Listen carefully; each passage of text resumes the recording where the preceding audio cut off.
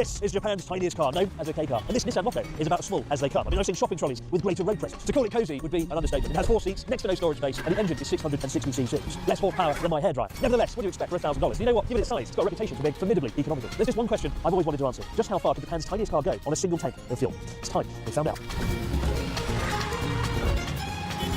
K-cars, or Keizidosha as they're known in Japanese, date back to the 1950s, when they quickly became an affordable, space-efficient solution for Japan's post-war transportation needs. And today, Japan's most popular car, the Honda N-Box, is itself a K-car. Honda N Custom Series. Now look, I'll admit, most of my time living in Japan, I had a rather snobby attitude towards these boxes on wheels. But after getting my hands on one, it wasn't long before I soon discovered the appeal.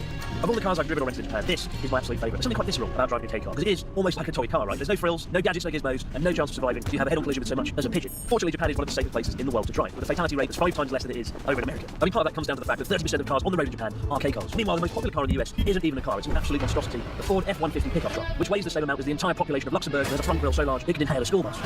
Our plan is simple. We'll fill up the massive 27-litre tank and drive down Japan's west coastline until it runs completely empty. Our starting point is my old coastal hometown of Sakata in Yamagata. And of course, for a mission of this magnitude, we'll need to take the best goddamn driver in all of North Japan. But unfortunately, they're busy, so we'll have to take Natsuki instead. And to make things interesting, we're going to place some bets on how far we think the car will go. Oh. Okay, Very important, eh? Start. So we start here in Sakata, that's where we are now. And I've drawn like a list of locations, predicted potential locations, right? Oh yeah. The car has 27 litres in the tank, right? 540 kilometers. Oh, 1 litre, Maybe 30? 20 kilometers. Yeah, because you had it.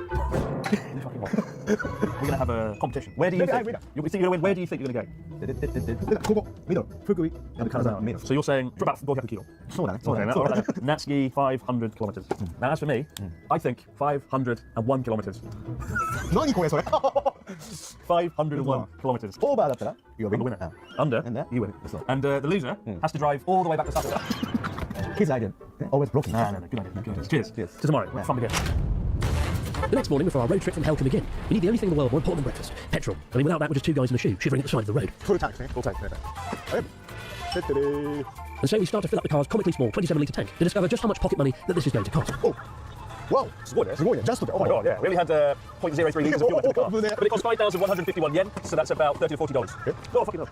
But that's not all. When we do run out of fuel, we're going to need some. So we've got this rather macabre-looking tank to fill up and put in the back of the car, which I'm rather worried about given how much Natsuki's space. That'd be nice. No. Because Natsuki can't be trusted with anything remotely combustible, especially a literal canister of flammable liquid, a petrol station worker suddenly sprints over to wrestle it from his grasp. And with the canister stored safely in the back, our knight in shining polyester continues to service our car. But just as we're about to leave, he makes a rather troubling discovery. It seems one of the front tyres is mysteriously losing air. And of course, Natsuki has a theory. Oh, okay. I was a bit worrying. The guy that did the tyres was like, one of your tyres is losing air. How worrying, Ray. Are you going far today? We were like, no. Yeah, left side. Just forget about the tyres. Yes. Because you see. Somebody's going out the window today. Go, fucking go. Because I'm sitting on this side, you bastard. Oh yes, the worst theory ever. One thing's for sure, it's going to be a long journey. All right, we've got a full tank, a good battery, 3 operational tyres, 1 not so good tyre, ready to go. Oh. Right, on the clock we've got 76,502 kilometres on the clock, so I need 77,003 kilometres to win. 77002. We'll see, but let the fun begin. You're going first, you get the first shift. Safety driver. Safety driver, oh, yeah. Fun time, let's go. Let's make it happen.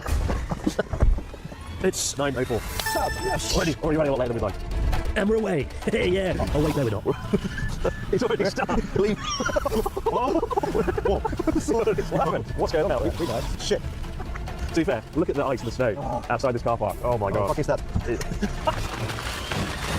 Having experienced the worst possible start in road trip history, at last we escape the car park and begin our first leg across a 2-hour stretch into Niigata Prefecture, hugging a remote coastal road and one of my favourite driving routes in all of Japan. The excitement is palpable, the scenery is stunning, and the breakfast options are virtually non-existent. No. So this 2-hour stretch in Niigata is ridiculously remote. It's a beautiful stretch of road, one of my favourite coastal drives in Japan down the west coast, right, this area. The tempestuous sea of Japan, kind of remote little villages, but not a lot else going on. Basically 2 hours to get to anywhere from Sakata, 2 hours south of Niigata, 2 hours north of Akita, or 2 hours east of Yamagata City, so very remote place. And 2 hours to Natsuki's breakfast, because he hasn't eaten anything yet. Oh yeah, breakfast. There is a Lawson coming up. What do you Lawson? Oh yeah, Lawson. Very cool. No way, 先ほど全然ない。 No worry, we'll get you a Lawson. What do you want to eat at Lawson? Also, karaage. Karaage, yes. And a beer. And maybe not beer. My family mart fried chicken addiction is over, and so begins my new addiction. Karaage-kun. Literally, chicken boy. It's like a range of chicken nuggets and their flavours. You've got red hot spicy cheese. It's not very good, that one. Regular. I recommend red. Regular. 2. Red or spicy. Good, 2. Red, you want 1, okay. 2. What is it? What is this? You must need 2. He thinks my stomach's like a rubbish bin. With our entire day locked inside our mobile coffin, we decided to at least enjoy our brunch somewhere rather scenic, along the rocky shores of the Sea of Japan. Breakfast. Breakfast. Oh, very rare place, eh? This is beautiful. I love this shrine. I always stop here when I drive down the coastline. If I was going to escape after doing something awful, I would come and live here in this village, because nobody would find me, ever. And I just sort of blame that idea by telling you all about it. Anyway. Movie みたいな。ゴジラ出てきそうです。 Beautiful area. We've been going about 70 kilometres now. We've still got full tank. Full tank. We've still got full まだまだいける tank. ぜ。 One thing today is it's very windy, and so that could hinder the distance we can go, or it could be helpful. I think the wind is actually blowing with us. It's heading south, right? Fish So the wind is good for me, but bad for you. We're going to put a sail on the top of the car. Must stop. Yeah. Maybe this point で唐揚げくん食べたのは僕らが初めてです。Yeah. I don't think that's something to be proud of. Loaded up on Kayagikun, we hit the road once more, and after a few minutes, we're over the border and into our second prefecture of the trip. So we made it to Murakami and Niigata, and not a single bar has gone down. No. Strange. I think we've got to keep all the energy usage low, so I'm turning off the aircon. No heaters, no aircon. Don't use battery, not using more fuel. Aircon is very important. More heating. No. More heating. I'm going to lose some weight in the back. Maybe let's go on the motors. Throw out your luggage, keep the weight down, right? I'm not. No. I think it's time I started driving the car. Paul Natsuki sabotages it. What? Gasoline. Despite Natsuki's rampant efforts to sabotage my victory with his reckless pedal-to-the-floor tactics, we reached the first 100-kilometre mark, and with the first milestone under our belt, it's time for a changing of the guard at the wheel. So we're 110 kilometres down, and I'm the driver as of right now. Change? Yes, we're about to go on the highway. Safety. Safety, always. Highway time. Oh, that's one. Gasoline, eh? Lots of gasoline. No, because I think if we go on the smaller roads with the traffic lights, stop, you'll use more gas doing that. So I think the highway's actually good. Oh, shit idea. Let's go. Let's do it. Yeah. You are standing dirty in the car. From here to Russell. That's your rubbish. Your rubbish. No. As Natsuki sits in his newfound pile of filth, before we even leave the car park, I've got an idea. A lunchtime idea, involving my good friend, Mr. Ronald McDonald, or as he's known in Japan, Donaldo McDonaldo. And no, I'm not making that up. The R in Ronald is a bitch to pronounce in Japanese. Let's continue driving. Yeah. Good driving. I have an idea though. Highway? My idea. Idea? For a highway. Oh. I know a very special place. Oh, Do you know this place? Very good. Why? Why? Second lunch. Lunch, yeah. And yet, what should have been a simple routine McDonald's drive-through, in and out in 20 seconds, soon spirals into a full-scale diplomatic incident. じゃあ、サムライマックセットで、 Why samurai? Why? ああ、熱い。家康侍。秀吉侍。信長侍。じゃあ、fucking サムライマック。サムライマックじゃなく、ダブルチーズバーガー。あと、ビッグマックセット。ビッグマックセット。 You bastard. Ah, mean. That was so awkward. That was so awkward. Samurai.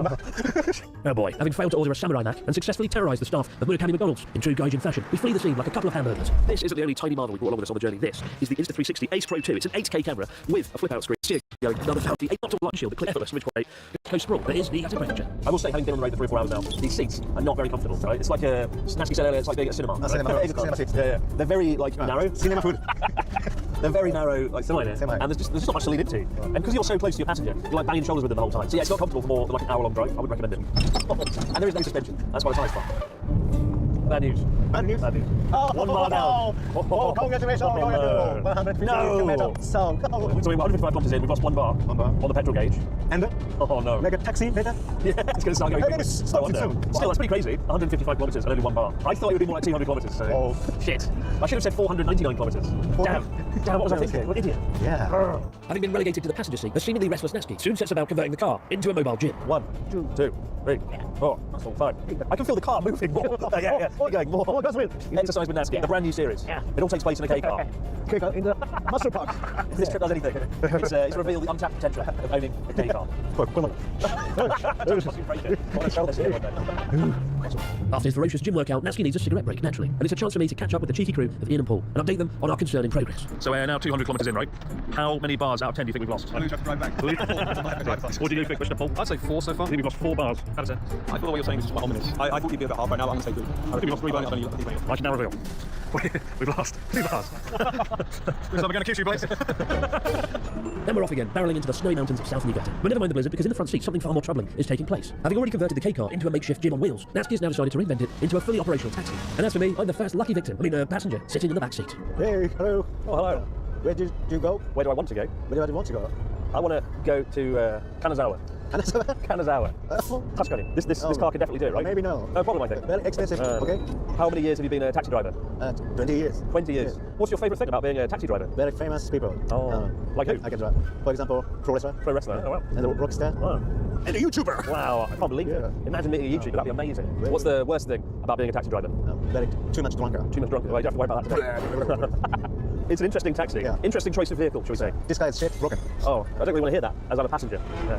Ah yes, not the most reassuring of taxi drivers. And to make matters worse, I can't escape, because we're currently hurtling down a highway. Still, it's not all bad. While the outside looks like we've just teleported to Svalbard, here in the back seat, things are rather cosy. And hell, I've even got a pack of local Niigata butterflavoured crisps to tuck into, while all the while gazing on in awe at the fuel gauge, which simply refuses to move. There's been no service stations for like 50 kilometres now, so I'm just resigned to being in the back of the car. It's got my Christmas scenery. Oh. The weather is genuinely frightening. I'm glad I'm not driving this section. I mean, you know, serious when Natsuki goes completely quiet to concentrate on driving. He's gone very, very quiet indeed.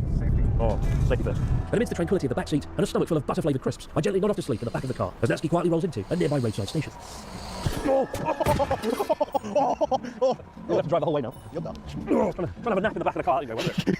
So, we've been driving 7 hours. And we've got 60 to 70% of the fuel left in the car.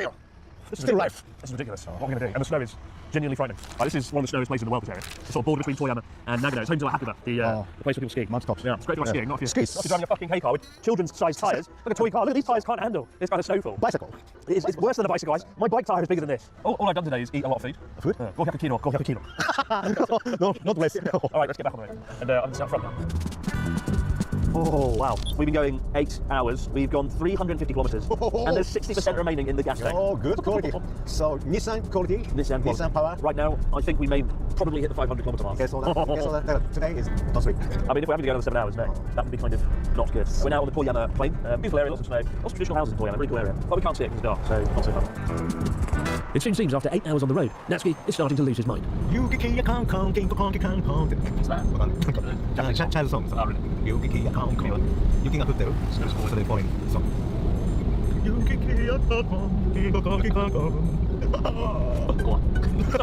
アドベンチャーねこれ。It's different, yeah, for sure. どこに着くかわからない。そうだね。I really don't know.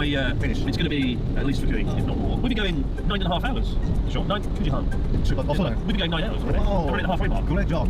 Incredibly, as we cross the border into Kanazawa Prefecture, not only do we still have 40% of the tank remaining, my god, but we hit the 500 kilometre mark as I snatch victory from the jaws of Natsuki. Yes. 5, 4, 3, 2, 1. Yes! Yes! I won again! Oh, Natsuki. Oh, that's it. 違うね。Real winner is push win. The wind did help a lot, yeah, probably, but still. Oh my god, and look, there's still 4 bars left. We've done 500 kilometres, and we've still got 4 bars of fuel. This is not good. Unbelievable this car. We've been going almost 12 hours now, and I think we need some food, like a proper meal. There are a few restaurants around here, so let's grab some dinner. Dinner? Yeah. Dinner time? Loser can pay. No. What a great day. Shit, Great day. No. Oh my fucking shit.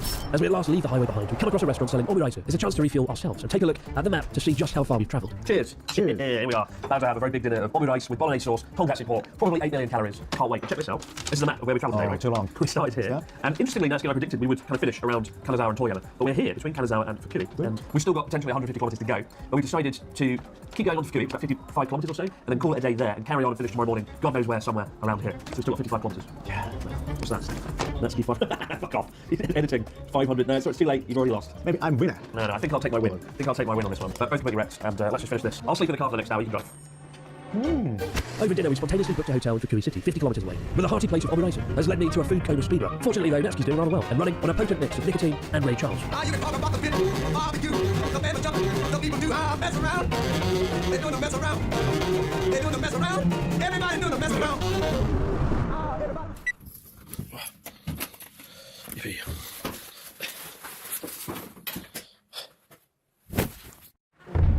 The next morning, as the sun rises over Fukui, Natsuki gets the day off to a rather worrying start when he comes face to face with the ferocious and seemingly hungry local wildlife.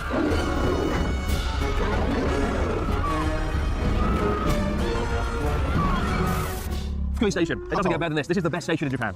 Yeah, nice. So Acting. cool. Good acting. Don't know about that. There's no other station that has animatronic dinosaurs in Japan, probably the world. So if you're passing this neck of the woods, be sure to come here. How are you feeling today, Natsuki? Yeah, good feeling. Good feeling. Yeah. Dinosaur voice. Oh, good wake up. No. We stayed at a hotel nearby. I was woken up to the sound of a dinosaur going. Whoa! Then I realised it was Natsuki snoring next door. It's all right. So we have 2 bars of fuel left. Oh, so It could be anywhere between 50 kilometres to 100 kilometres. I don't know, but are you ready to finish the job? Yeah, maybe finish. Finish. Talk about it, Kevin. Obama. There's a town called. There's a town called Obama that none of us have been to before. Obama will be lovely, but I don't think it's going to be that far. It'll be nice. But anyway, let's get going. Dinosaurs are starting to creep me out. Okay. And so, after a good night's rest and having battled our way through Jurassic Park, we hit the road once more in the indestructible K-car that somehow still has 20% of its fuel tank remaining. Oh, come on. This car simply will not die. It's still got 2 bars of fuel. It's not going down. We're at the Fukui coastline, a genuinely stunning stretch of coastline that I haven't seen in a very long time. It's cool to be here, but it's now like midday, and we've got to get back tonight because Natsuki's got work tomorrow. Yeah. We didn't think we would make it this far. Quick, we did. No job for you tomorrow. Town No work tomorrow. You start at 10 o'clock? Yeah. Well, how's that going to work? This is a disaster in some respects. There was a sense that this car is just not going to stop. Okay, but it's never die. Like a 007. Well, all. As we arrive in the coastal town of Tsuruga, while our K-car is proving genuinely unstoppable, Ian and Paul's big boy production car isn't so lucky. It seems their regular-sized vehicle can't quite keep up with the endless mileage of the Nissan Mokko. The boys are actually filling up their car over there because they need fuel. Boys style. Yeah, boys style. But We don't need. We don't need it. We've got a fuel-hungry normal car, so yeah, the K-car has won this one. But we don't want to like run out of fuel in the middle of this town in Tsuruga because that's dangerous. And so we're going to go out into the mountains and just keep going until the car basically runs out, and we'll finally know how many kilometres this thing can go on a single tank. All right, let's try and finish this car off once and for all. And so we head off into the deep wilderness of the mountains, so our car can finally die in peace, away from civilization. And as we make our way to the absolute middle of nowhere, at long last, we're down to our final bar of fuel. So the last bar is now blinking, right? Yeah. Like the beating heart of the car. Maybe. So she's dying. K-car will die. Live and die. Oh. K-car. Oh. Really? Yeah, really. Maybe some Yeah. Bye-bye. Tired of driving in literal circles around the mountains, a restless Natsuki decides to halt the journey for a cheeky cigarette break, while I apply some lip balm with a vacant, dead expression. The expression of a man who's seen too much. Assuming at the time, no doubt, that this scene won't be going in the final edit. Well, that's awkward, because of course the first rule of filming is never stop filming, because the moment you do is the moment where the exact thing you need actually happens. Last time. Ooh. What? No, you parked it and it won't start. Did it, finish. Switch off and on. And on. Finished! Oh. Actually finished. Yeah. Okay, guys, sweeping time. Pretty much 700 kilometres, spot on. Yeah. Oh. Look at that. One kilometre away from 700. Finish. Totally finished. Totally finished. I'm in a state of disbelief. Real finish. Real finish. I think both of us can't believe it's actually over. But real. Right. I can drive. You go. There. This brake. Okay, off comes the brake. Yeah. There. Drive. Yeah. Go. Forwards. Pull up. Oh, we're just rolling backwards to oblivion. Pull up. Brake 効かないよ。ブレーキ。scary. Whoa.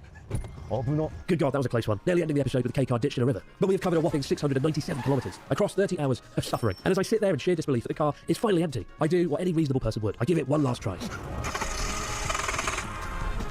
Really is finished. Yes. Well done, Natsuki. Thank you. 77,200 kilometres. Good quality. Well done. Well done. Amazing. Yeah, finish. I can't believe it. And we are rather awkwardly in such a big power station here. Here's the local scenery of Fukui. Mountains, it's a big power station, and a K-car has crashed into the snow. I didn't know we actually crashed into the snow. That was lucky. There's like a river over there. 700 kilometres on 27 litres. That is, well, 61 miles to the gallon by UK standards and 51 miles to the gallon by US gallon standards. That is a ridiculously efficient drive. It doesn't get any better than that. This is quite the vehicle, I have to say. But now, the fun is over, at least for you. We've got to now drive back to Sakuto. Luckily, we have 10 litres of fuel that we bought yesterday morning. Oh my God. Yeah, don't worry, that wasn't lit, thank God. Oh, this is terrifying. Oh my God. This is the awkward reality of it all. Well, thanks for watching, guys. I hope you enjoyed this episode of Road Japan. We've now got to drive for something like 12 to 14 hours all the way back at 4 p.m. So it's not going to be fun, but if you enjoyed this episode, leave a like. Do whatever people do on YouTube these days. And we'll see you around for the next one, provided we survive this experience. Oh my God, was this worth it? I don't know. I'm still pouring. Is there still petrol in this thing? All aboard. It's my last leg of the day, and the car's locked. Fuck's sake. Oh, There's my laptop.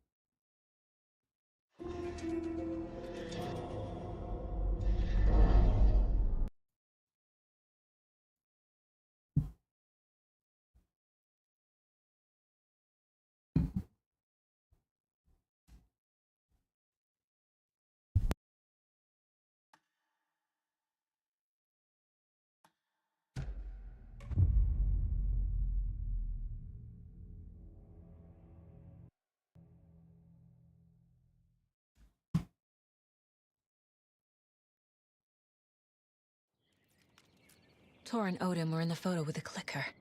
They might know how it works. I'm off the case, but I can still visit family.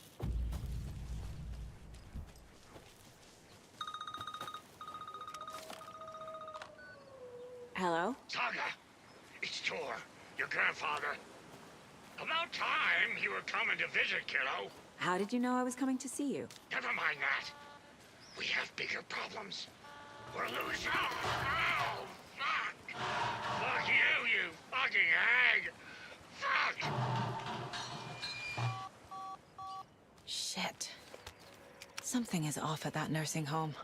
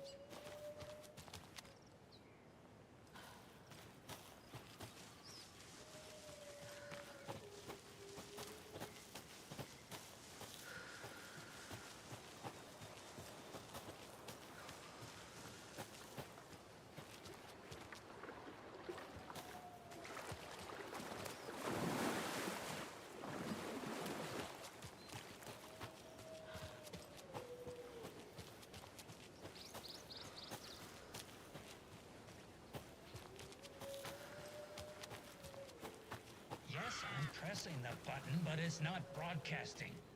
That green light is supposed to be red. Which light? This one here.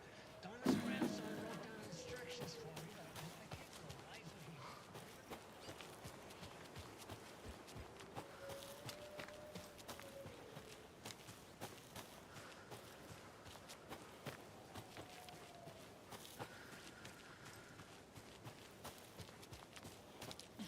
Another Alex Casey lunchbox?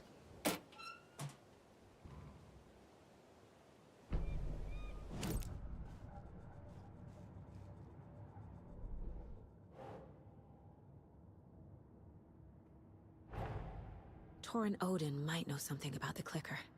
With Wake out of reach, this is my best lead.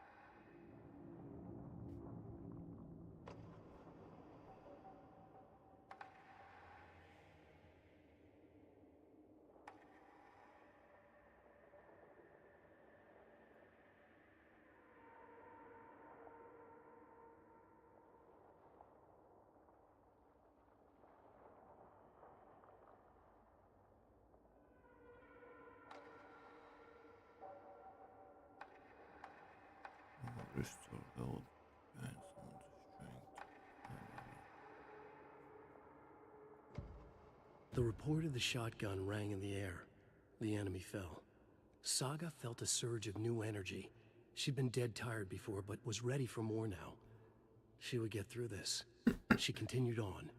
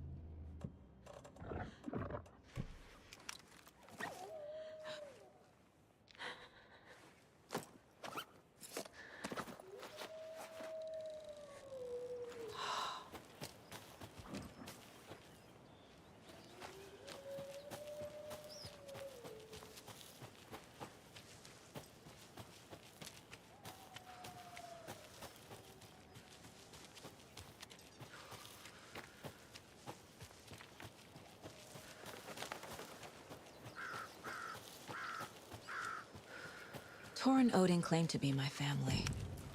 I know Logan and I never lived here. But I don't know enough about my family history to say they're not my relatives. Mom only ever said my grandfather was bad news. The less I knew about him, the better.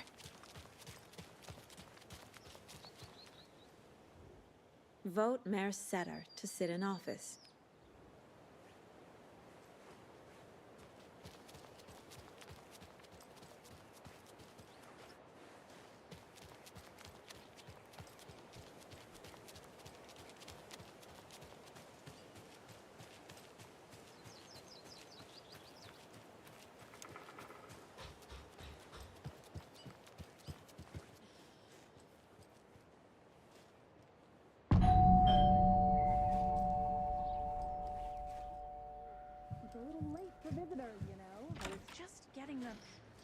Oh, Saga? What's up? Hello, Rose. Thought I'd swing by, see the family. Not a bad time, is it? Oh, no. I was just, tidying I'm so glad you're visiting again, Saga. But Odin and Tor can't see anyone today. I was just on the phone with Tor. He invited me over. Sorry. They had a little too much fun on our trip to Watery and need to rest. I need an excuse to get in and talk to them. That's too bad. Okay if I say hi to the other residents before I go? Sure. They always love visitors. Come on in. Not smart to be outside when the sun goes down. I love the architecture. I always dreamed of living in a haunted Victorian manor. You say that like it's your first time here. And another lunchbox. This way.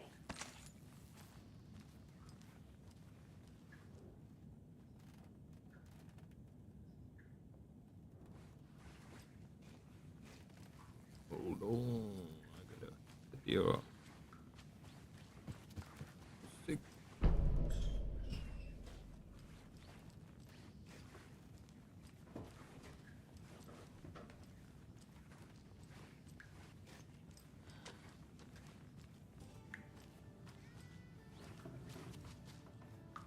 Hello, Jakob.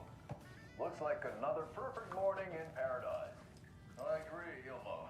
A perfect morning for me to drink this coffee out home. Old gods of Asgard. So Odin and Tor had a band and everything. I did. My perfect morning is ruined. And all because of your shit coffee. If only we could have good coffee. Hey, what's that sound? Oh.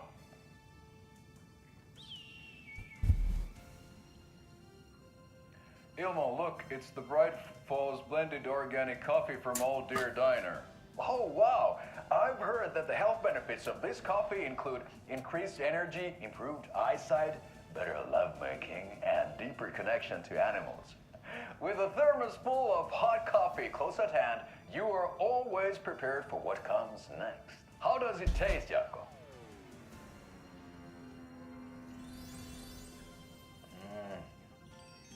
I feel like $1 million. Thanks, oh dear Diner Coffee. Bright Falls Blend Organic Coffee is brewed with care right here in the Pacific Northwest from coffee beans that are sourced locally in Puerto Rico. Try it today at Coffee World and the Old Deer Diner, and don't forget to try the delicious brunch special this month only for Deer Fest.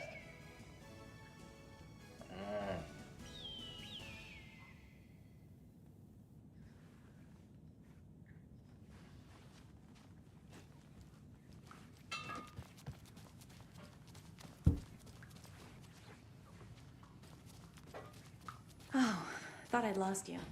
Here's some of our residents, or as I like to call them, our little Vikings. Look who swung by, everyone. Norman, clothes. Norman, we have a visitor. Where are your clothes? I'm headed back to the sauna. Darcy. Just another day in Valhalla. I should really get back to work, Saga. But feel free to spend some time with Mandy May and Norman here. It's good for them to have company. Tor and Odin are here somewhere. Need to find them.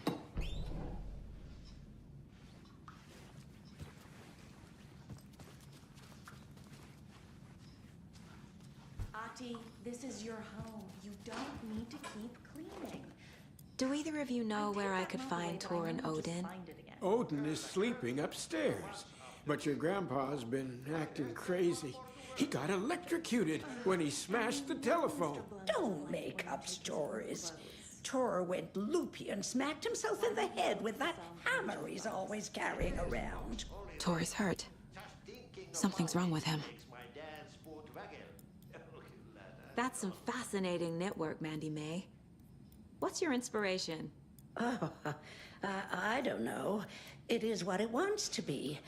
Taking a break from making those little ornaments for Rose. Do you knit? I dabbled when I was pregnant. Socks, mittens, the usual stuff. Oh, how about knitting me some underwear? One more crude remark from you, Norman, and I'll put this needle in your ear.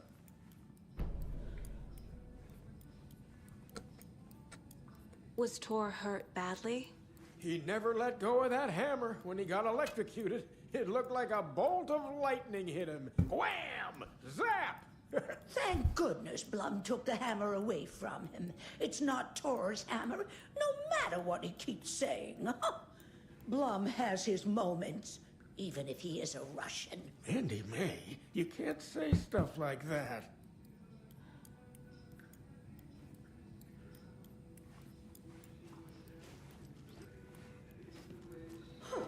Have you seen the way Tor's been slobbering over Cynthia? He's like a horny teenager. What's wrong with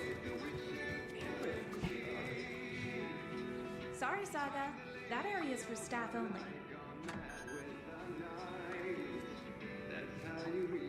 You said I'd been here before. When was the last time I visited?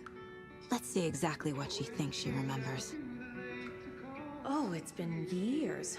We were all so sad when you left. After the accident. Oh, fuck this. My daughter didn't drown. You're remembering wrong. She's at home watching Night Springs with her father. Mm-hmm. It's useless. I need to stop the story. What's in the wellness center? Oh, that's where we provide our health services to the residents. We have a rehab facility, dining area, and beds for special round-the-clock care. To stay young, stay limber. Mandy May and Norman said Tor is hurt. Why didn't you mention that earlier? Oh, you mean the little bump on his noggin? It's nothing. The residents like to exaggerate. Uh-huh. I need to check Tor's room.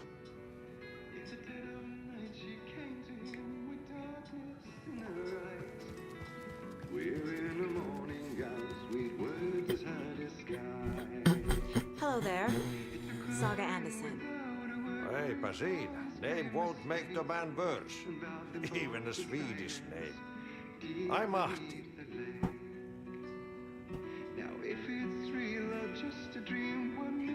Anything good on that jukebox?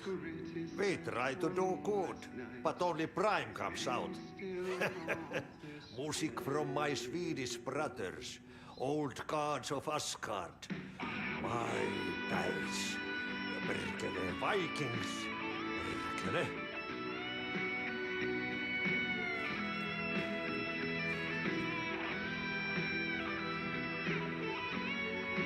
Were you in the band? Minäkö? No. Perkele saatana, en ollut en. Not so much sweet that it fills the whole stomach. But we have shared a stage or two. Do you know where I could find the Andersons? Oh, you can never know where. Only a seaman can know that. But even the seaman can know everything. Fair enough. Thanks anyway.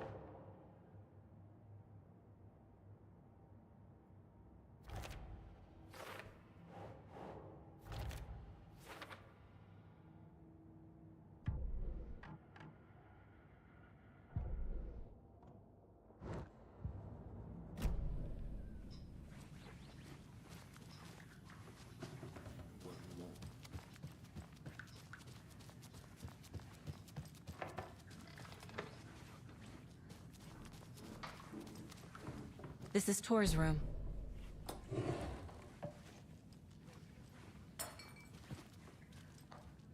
More moonshine.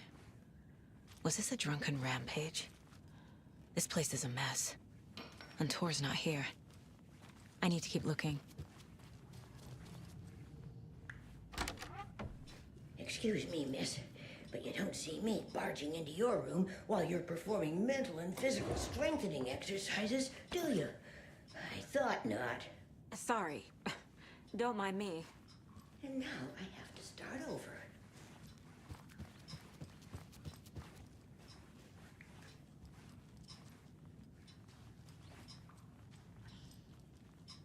Breakfast is out.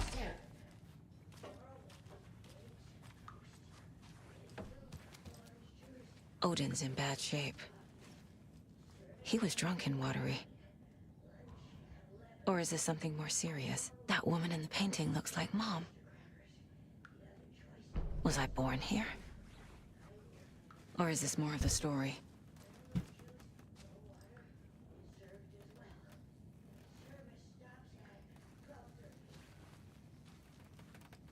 Can you hear me, Odin?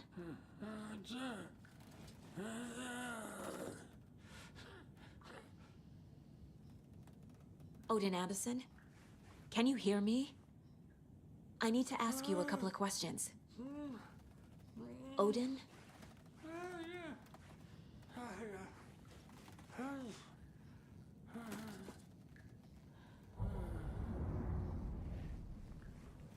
He's in no shape to talk.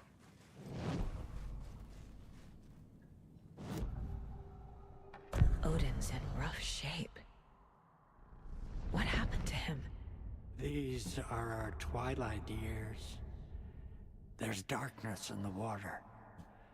We have our little tricks. And so do you. What's happening?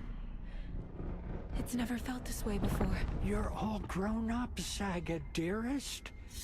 And you're back just in time. The forces of darkness are eating away at us. We're too old and weak. You have the power in you, like citizens. What was that? He wasn't a projection. Odin was really here. We were connected. Are they really my family? Is that why this is happening? I found a photograph of you with the cultists. How are you involved? We're too old for this brand of crazy, but we'll drink with anyone who's offering. The cult's been on our asses to join for years, but we already have our band, and those damn fools don't know what they're dealing with. No wonder they want a pair of legends. Tor and Odin are not part of the cult. The cult thinks there's something special about Tor and Odin. I'm starting to see it too.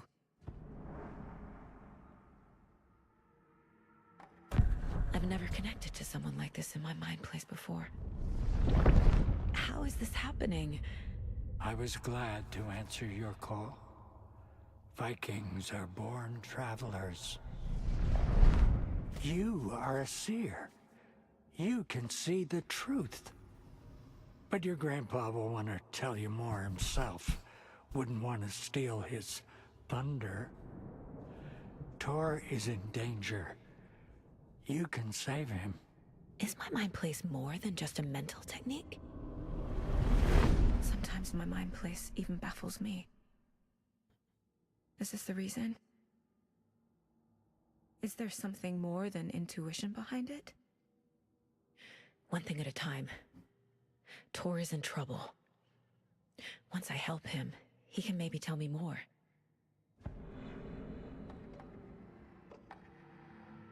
I found Wake's clicker. What can you tell me about it? Cut off from Tom's lamp. It washed to the shore. Good work getting the light switch. The light switch is like an amp. You can play rock and roll without it, but you won't blow anyone away. Art, like Tom's writing, can change the world, but the light switch will crank that change to 11. The clicker has the power to change the story. To save Logan. This confirms what Wake said. I can't let Scratch get his hands on the clicker. By Tom's writing, Odin must mean Wake. You said Tor is in danger. What's going on? Darkness is drawn to the spark. Tor only thinks with his hammer, never his head. The Prince of fucking Darkness is making a comeback. Tor's marked by darkness. I can feel it. Is he in his room? It wants to take him, and then take me. Beware of Cynthia Weaver. Bad things happen in the wellness center. Don't let her drag him under, Saga. Does Prince of Darkness refer to Scratch? Is Tor becoming taken? I need to find him before it's too late. Stop this before more people get hurt.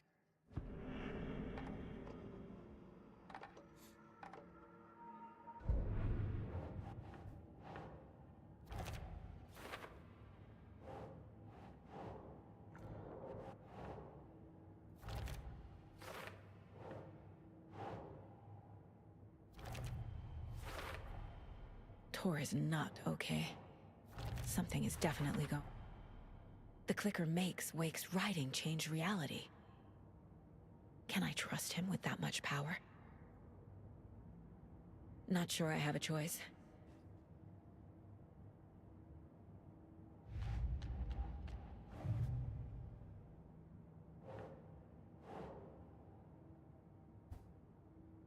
Makes sense.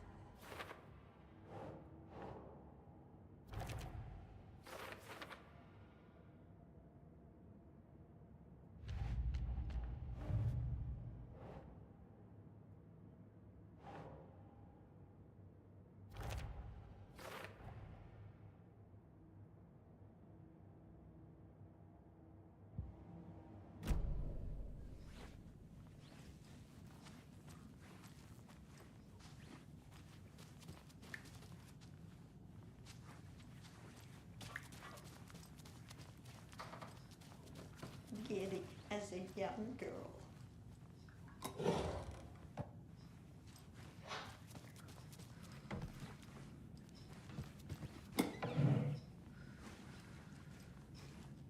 That's a good deer. Too many hands.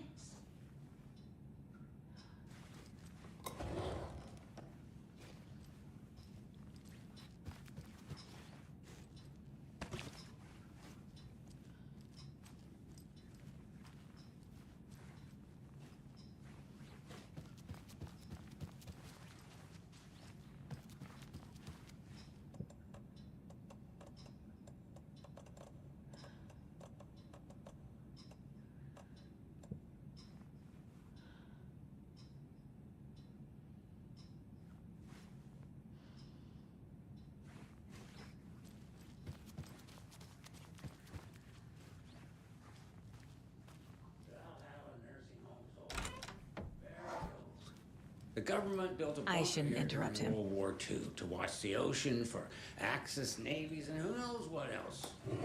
Ever since they sealed the bunker, it's been a hot spot for teens.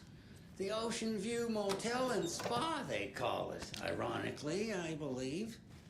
They go there to enjoy their beer and their vapes and electronic cigarettes. Ridiculous. The future is...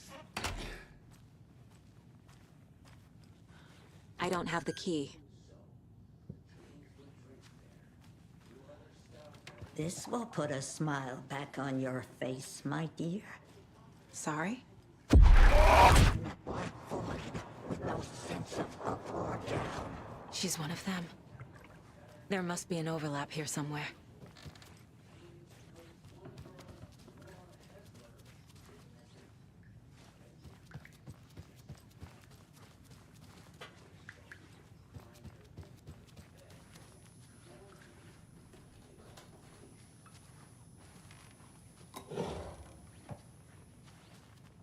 Need the key.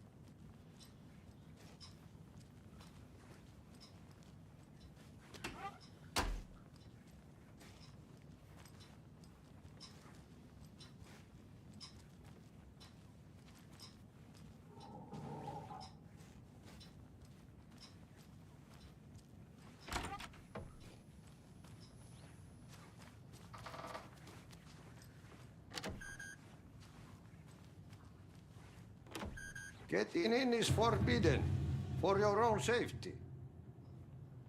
Time is long for those who wait.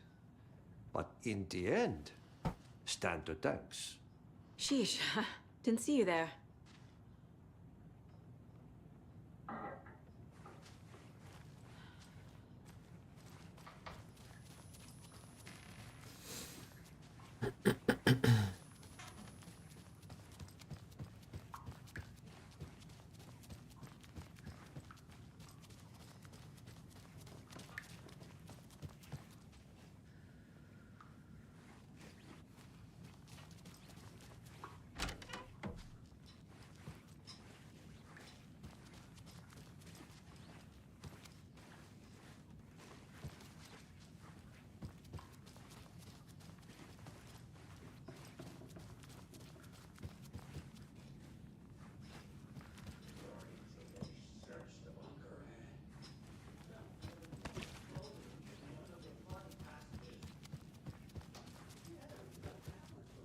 need to find the key.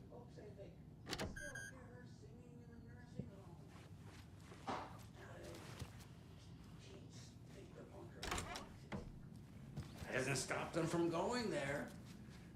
The police have tried to lock it up, but you know young people, they're persistent. Now, as for myself and partial journalism,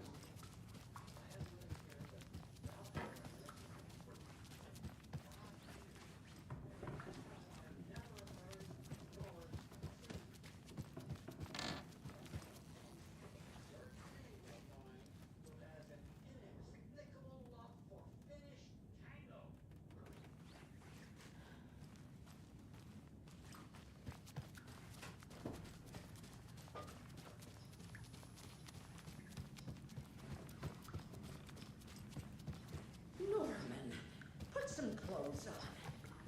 Tor's in the wellness center, isn't he? No, he's... Well, yes, but you really shouldn't go in there right now. I'm gonna need you to unlock the door.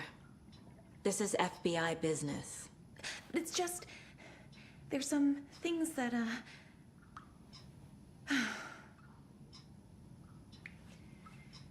Yes, okay. I'll let you in. Thank you, Rose.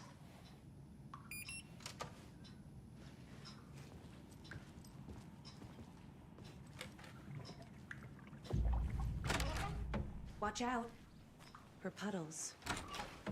You can hurt yourself in the dark. Right. Thanks. That lady is a walking red flag.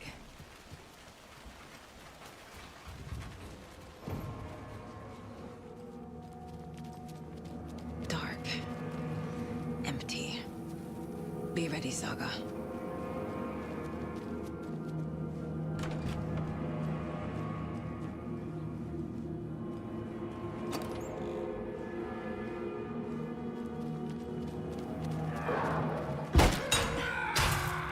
Hello? Tor? It's Saga Anderson.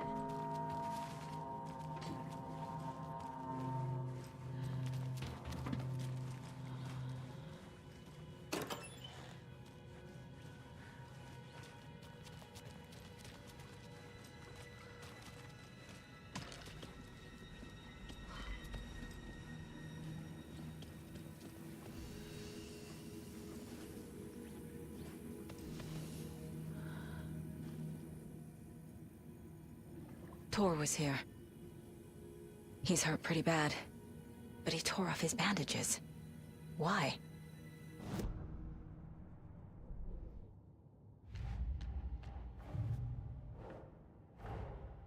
Odin said Tor needs help. But from what? Is he turning into a Taken?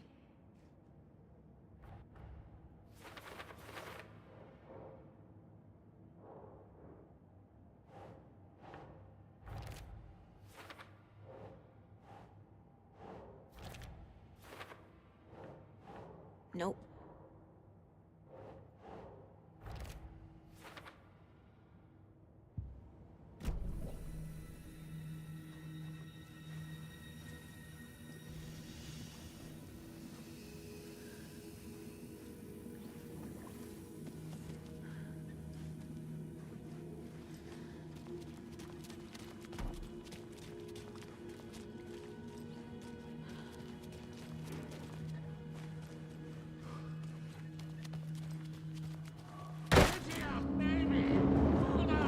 Tor, wait!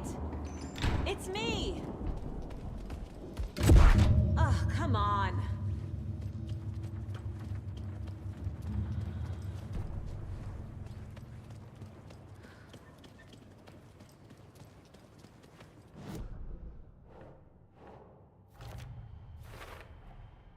Tor left the wellness center.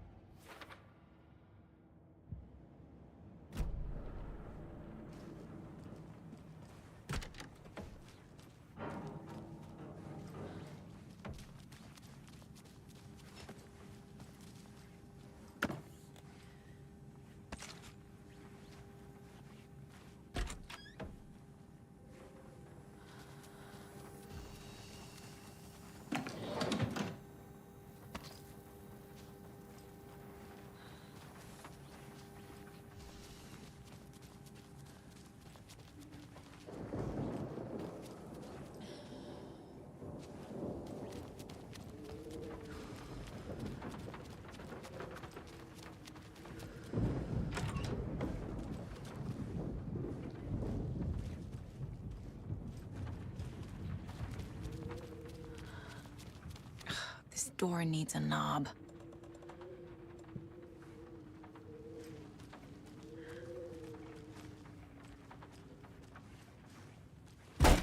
A security computer.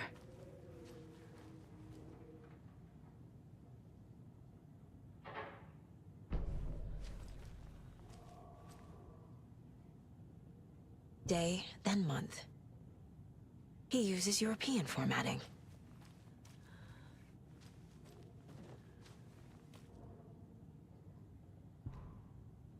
The Koskela brothers aren't just in the cult. They're its damn leaders.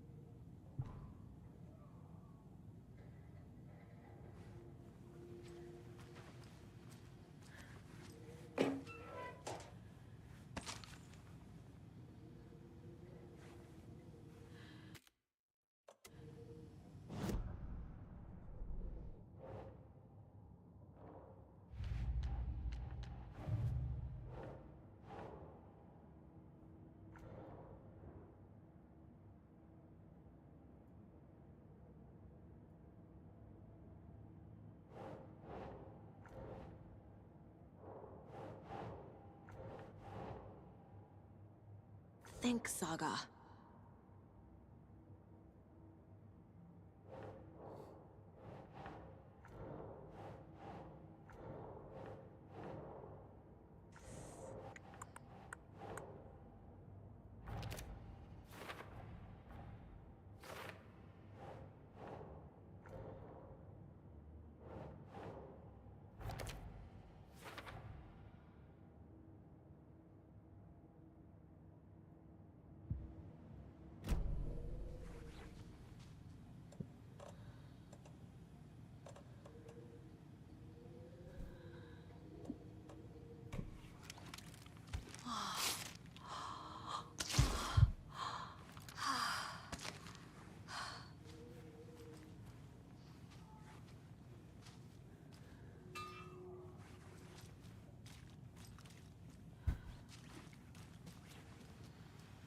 Needs a password. And a warrant, technically.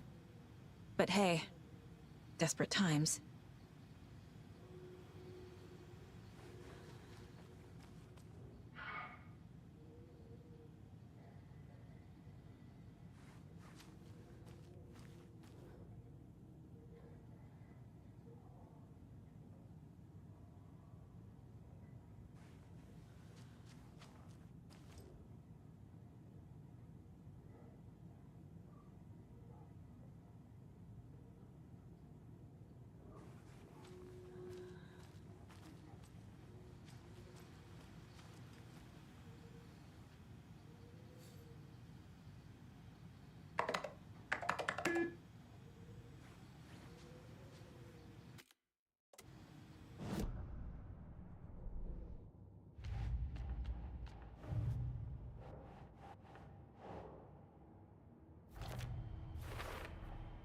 The computer controls the door that Tor went through.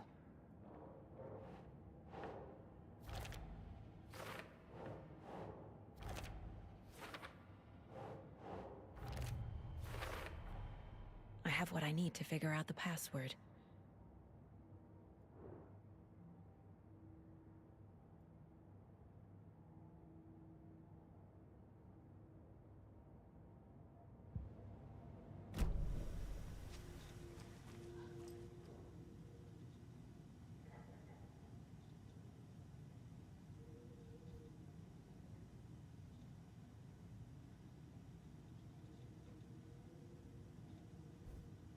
True.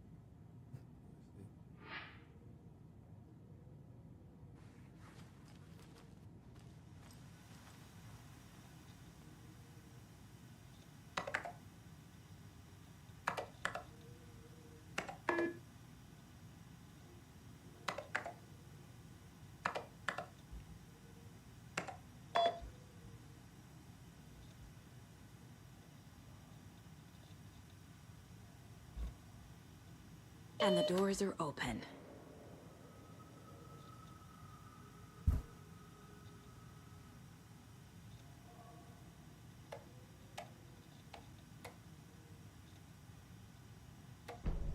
There's Tor. And he's out of his mind. Need to get to him.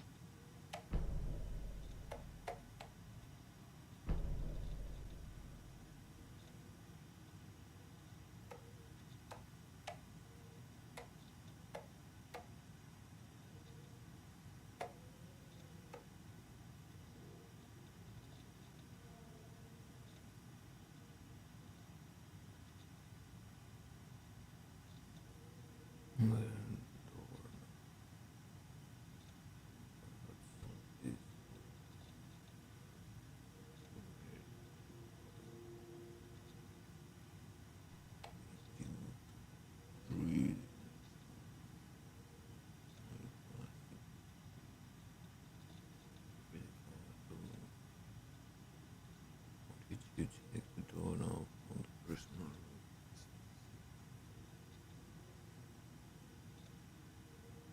Bring it back slowly. Close.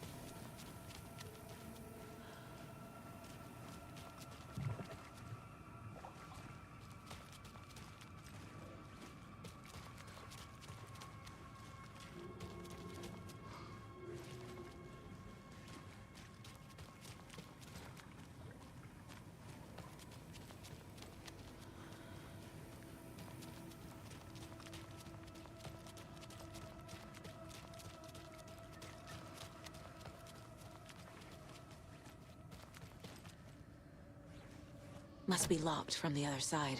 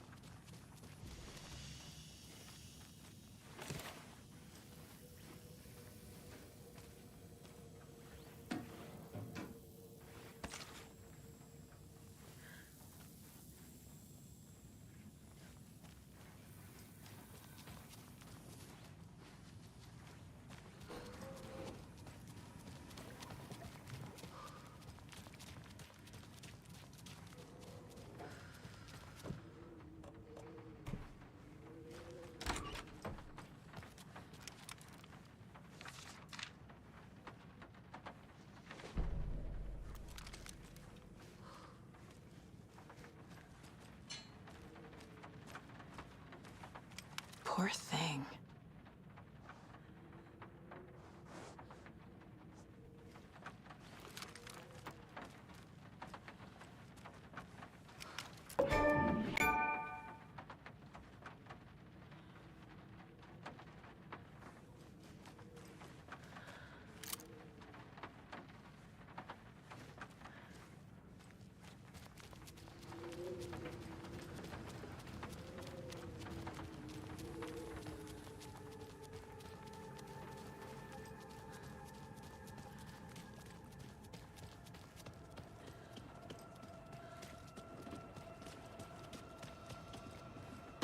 Need to catch up with Tor.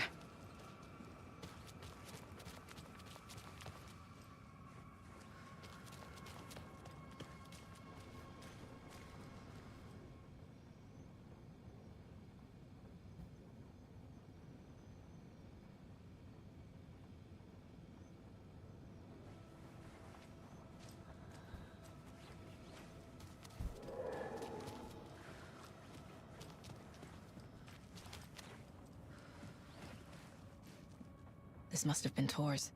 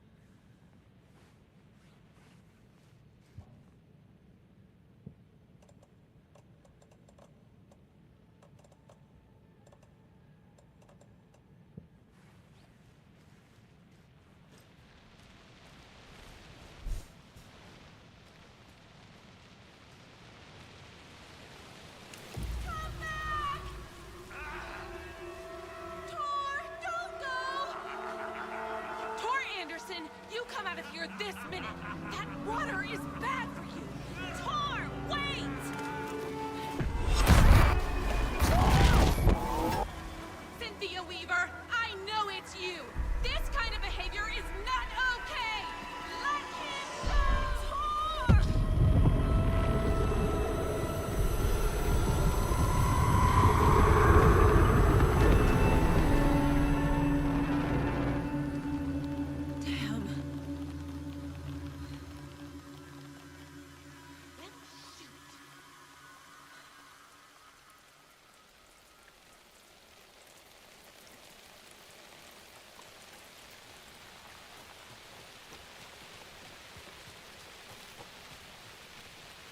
I need something to cut this.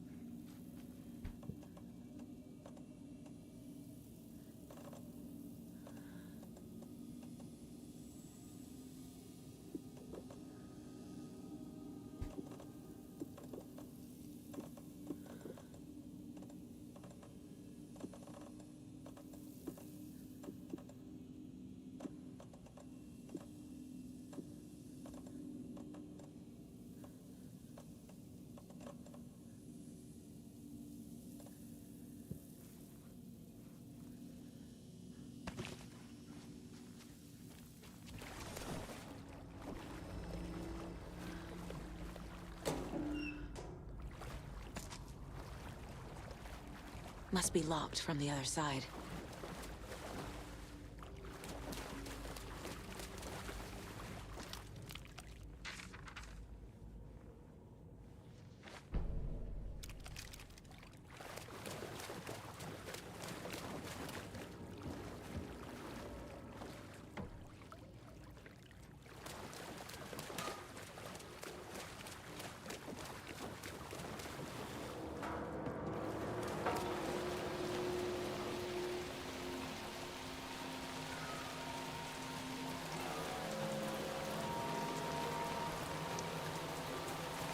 What was that? Where did Tor go? What on earth do you mean, Saga? Tor is resting in the wellness center. Remember? What? We both saw him go into the pond. Okay. Are you fucking with me? Or is this a story again? Now. Let's cool it with the language. She's clearly lying to me. Why?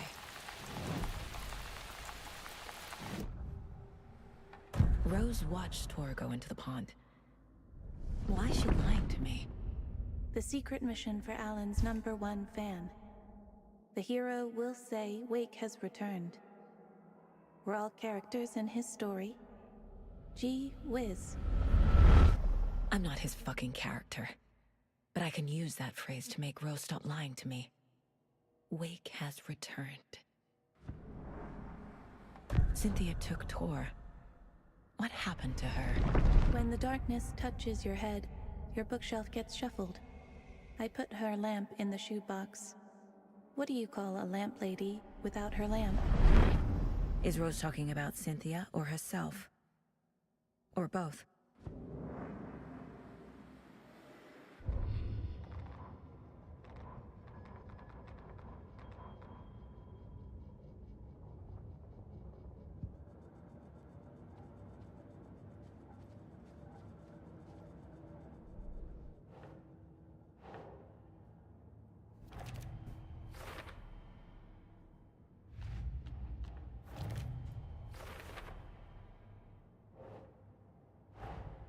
Tor disappeared into the pond. It's another overlap. Has to be. How do I get inside?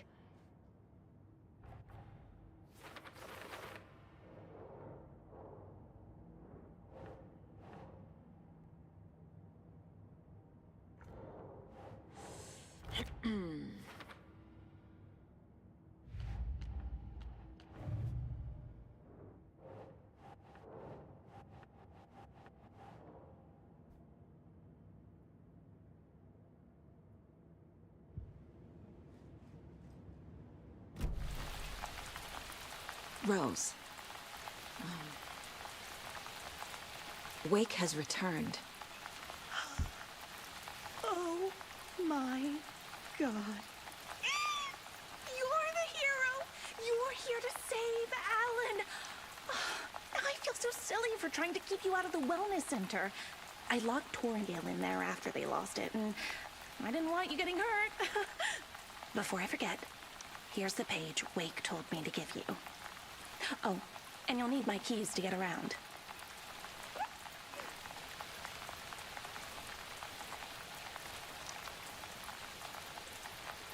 Saga jabbed the selector on the jukebox, the missing record in its place.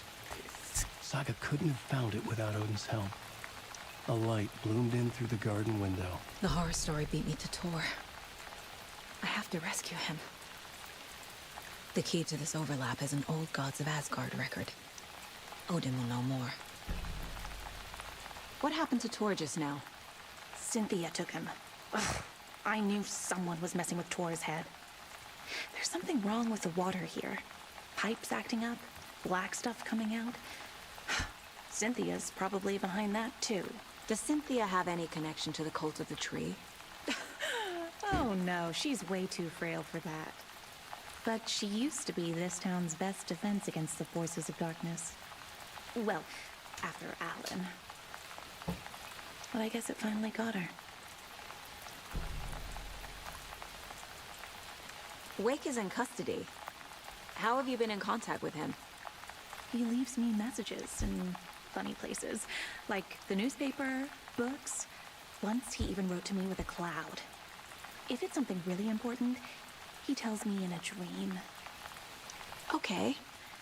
And what does he say to you with these clouds? Ways I can help him, how I can stay safe, good dinner recipes, ways to kill Taken, lots of stuff. I've been finding some pages of writing lately too, so he must be working on a new book. Exciting. You need to get the residents out of here. It's not safe. Oh, this kind of stuff rolls right off their backs. They've lived very rich lives. Very resilient. But I already told everyone to wait at the designated muster point on the front porch. We run drills every few months. I'm so proud of them. I'm impressed by how prepared you are. We're pretty used to this kind of thing. You're the one leaving those Alex Casey lunchboxes around, aren't you? Guilty. They were the only Alan-related containers I could find online. He told me to destroy the Taken around town, and I needed some way to stash my gear. I even recruited Mandy May to make knitwork decorations to mark the sites. The stashes are for you, too. You being the hero and all. Thanks. I already have been. Wake tells you how to kill Taken? Oh, sure. You're the hero, so you must know all about it. All you need is a strong light, and then your conventional methods of extreme violence. Simple stuff. The tough part is hiding the bodies. I honestly don't know how to react to this. Just doing my part, sister.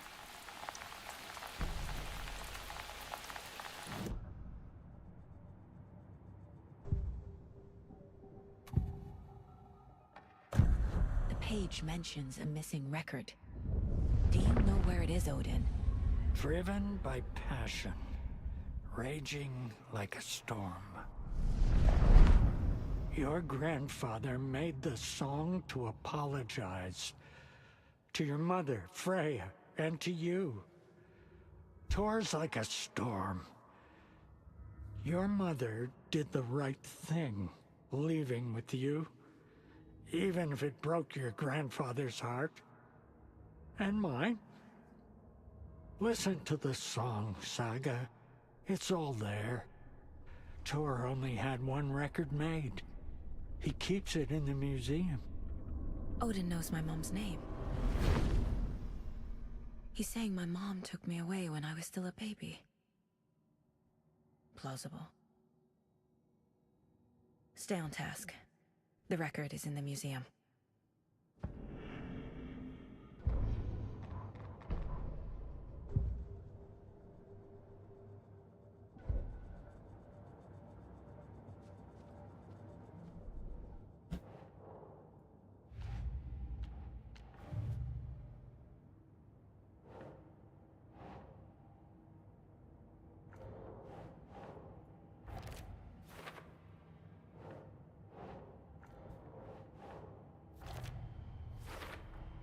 The page says the record will open the overlap. Or is the page predetermining it? Am I just playing into the story?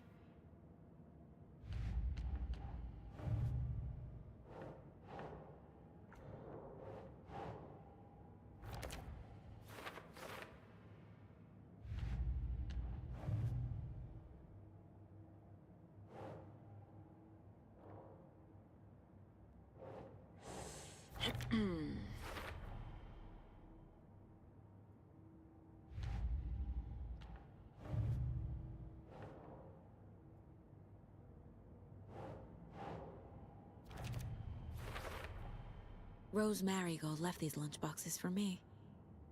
Alan Wake apparently told her to. I guess I owe her one.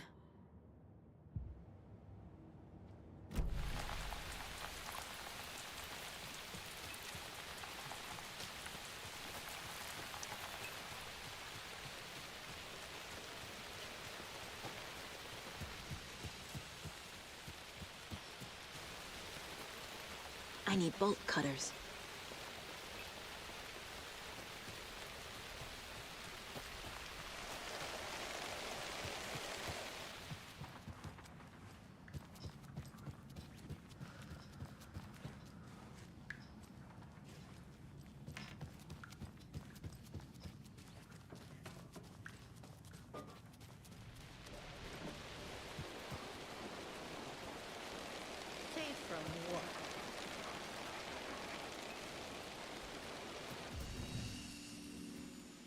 muster point. You all should stay out here a while.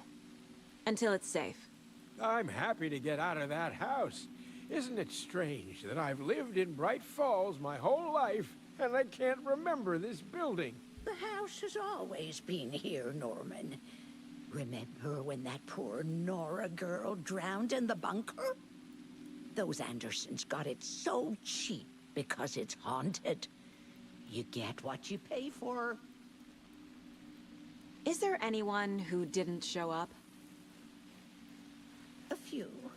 Artie, Gil, Cynthia. If they aren't here by now, then they aren't coming. It's important to be punctual. On that topic, I'd like to point out that our nightly decaf coffee service is almost half an hour behind schedule. Have any of you noticed anything odd about Ms. Weaver? Just that Tor won't leave the poor woman alone. That brute wants one thing, and one thing only. Cynthia's gotten downright bossy. Take a swim in the pond, Norman. Drink some water, Norman. Well, no one tells Norman McDonald what to do. Mandy May, are you all right? You're bleeding. Oh, how did that happen? Oh, no, Mandy May. Oh, no! Oh, don't be a crybaby, Norman. It's nothing. I just poked my finger knitting this monster of a blanket. Hello there. Are you Pat Maine from the radio? That's me. And you're the federal agent everyone's been talking about. Would you have time for an interview at some point? Oh, sorry. I'm kind of in a hurry right now. Love your show, though. Very informative. Thank you. Never compromise on quality. That's my motto. We'd be happy to have you on the show anytime, me and my listeners.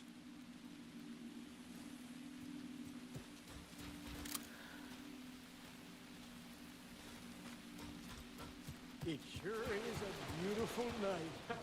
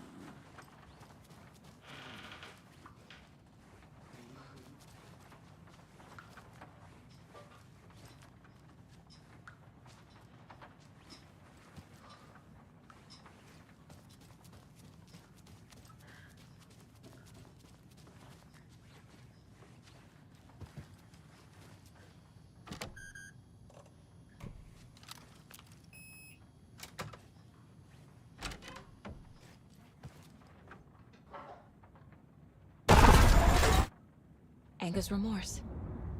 This is the one. But it's gone. Cynthia has the record. She will tell me where to find it.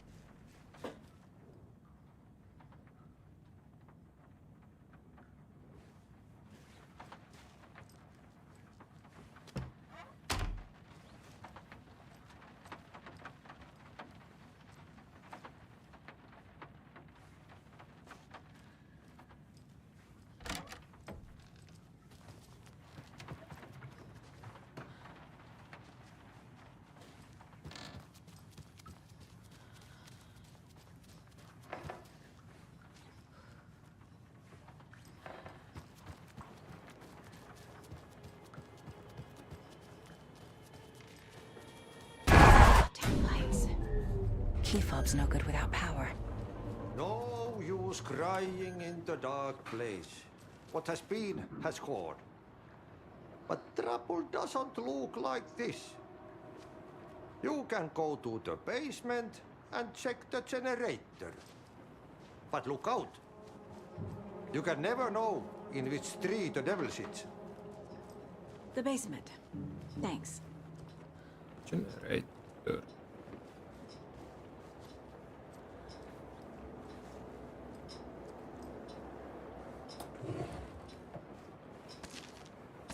Generator.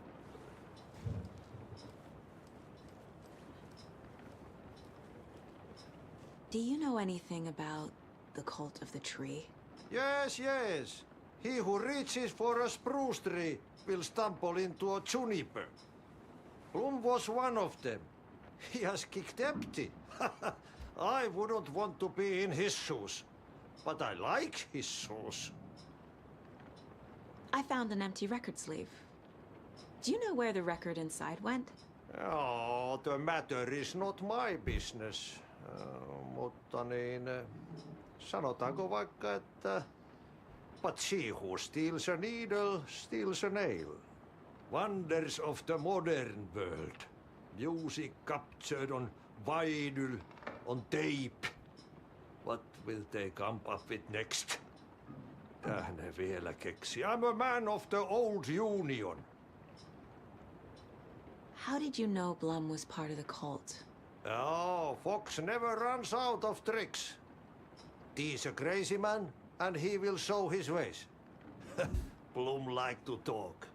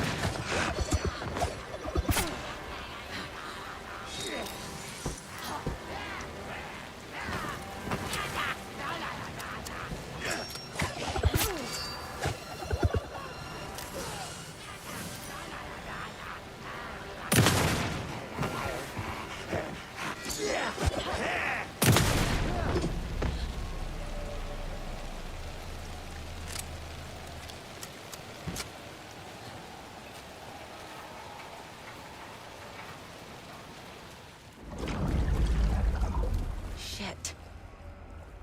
I need to get the power back on.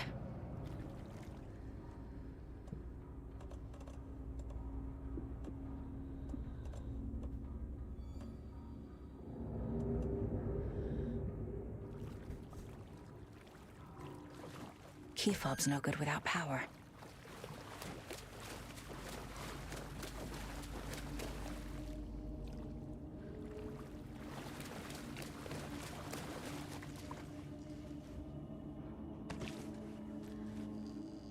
Fuse is blown. Maybe there are spares nearby.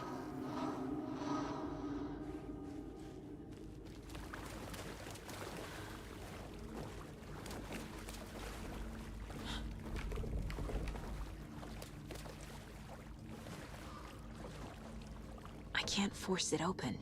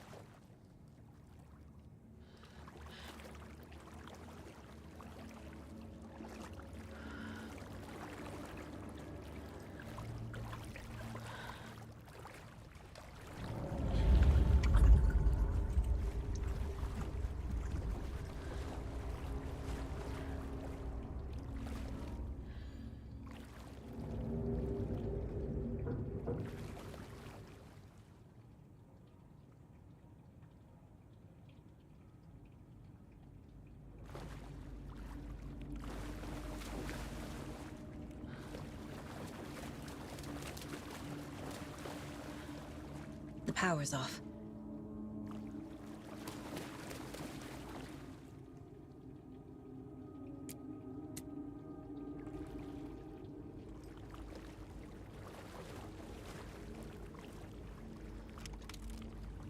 Cynthia Weaver had always kept her lantern close. Someone in the bathroom with her. In the dark. Dark water pressed itself into her. She screamed.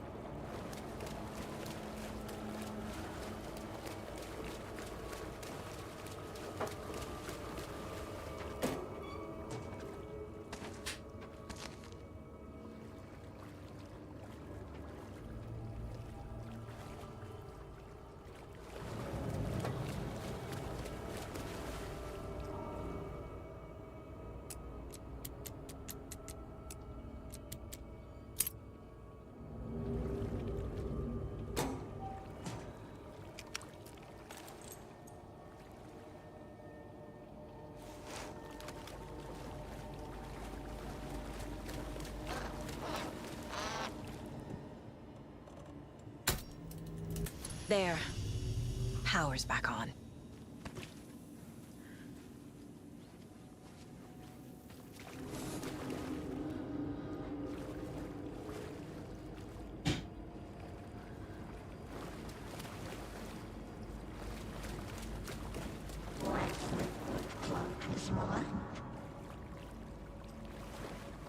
Shit. Careful, Saga.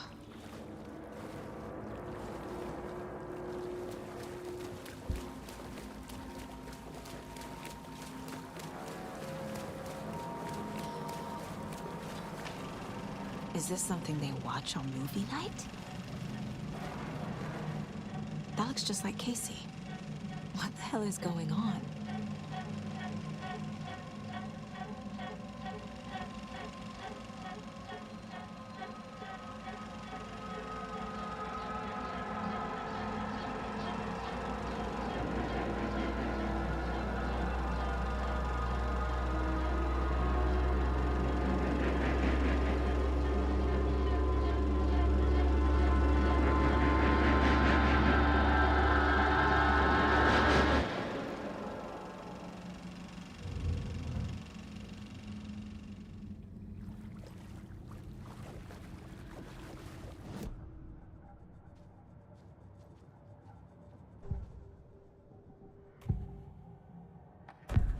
Cynthia targeted Tor specifically. Why him? Deal with the nasty Anderson fellow. His heart was broken. Cancelled. Leaks started appearing. It was too late. Shut her out of her own case. The Dark Presence is using Cynthia to keep me from talking to Tor.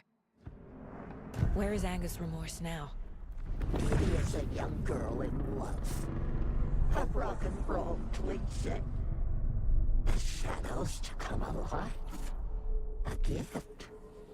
An on-off death wish. She has the record. I can get it out of her. Angus Remorse. Where is it, Cynthia? Drowned beneath dark water. Too many hands. The bathroom frightened her. Cut short. She screamed. An old folks' care home.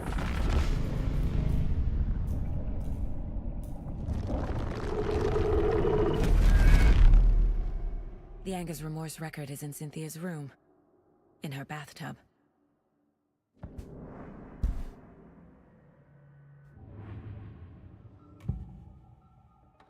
Angus Remorse is missing. Who took it? Our shame becomes the pale horse. Oh, Tor. Bro. Tor's love for you is in that song. That's why Cynthia wants it, to ruin him. She made Tor lust after her. We fought one scratching hag years ago. Now he's fallen for another, and we might lose him for good. One less Anderson. That isn't going to happen. Cynthia has Tor in the overlap. Anga's remorse is the key to get there. I need to make Cynthia reveal its location.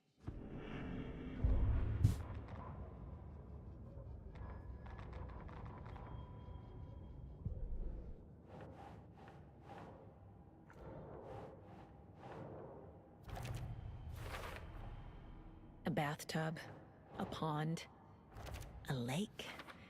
There's a theme here.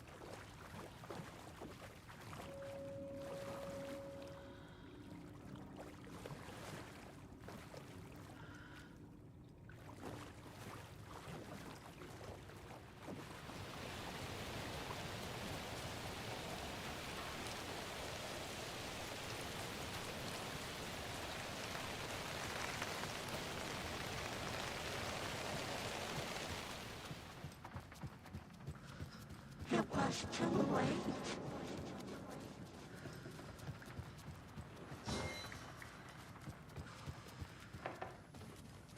She was underwater.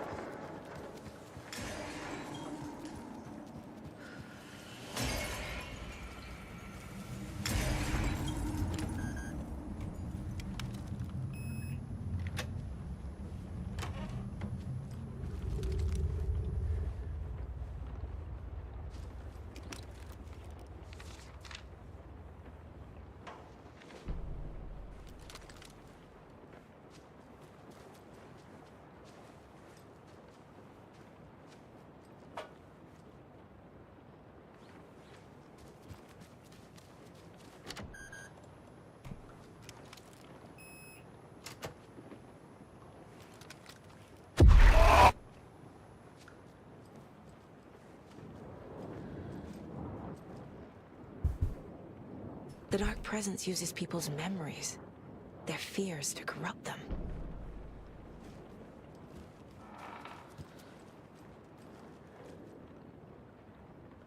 A power station.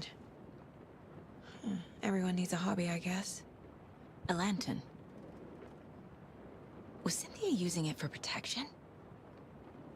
Did she know about the Dark Presence? I feel like I'm missing some context here. I'm guessing the woman in this photograph was not Cynthia's favorite.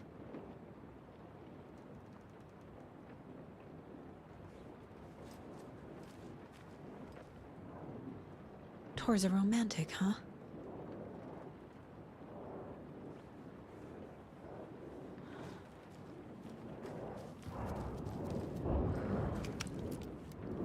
Cynthia would deal with the nasty Anderson fellow, Tor.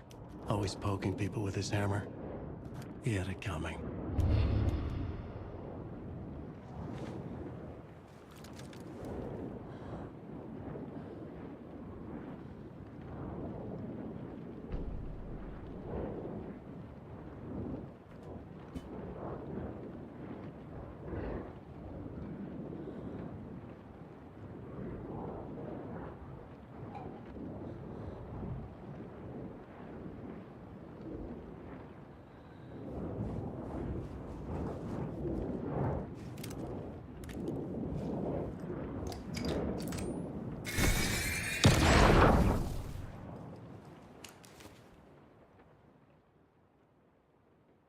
Anger's Remorse by Old Gods of Asgard. I need to play it in the jukebox. The dark water pressed itself into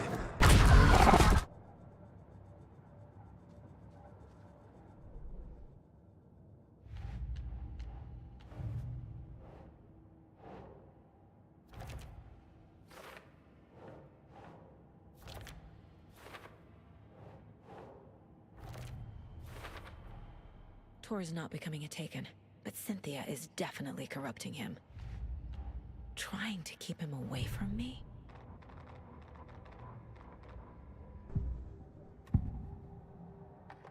Cynthia was close to someone named Thomas Zane. Who is he? Tom was back. Tom had enemies. In a fancy hotel. Just his imagination. The nightmare started to creep in. Cynthia Weaver smiled. An old flame. Maybe Tom was taken.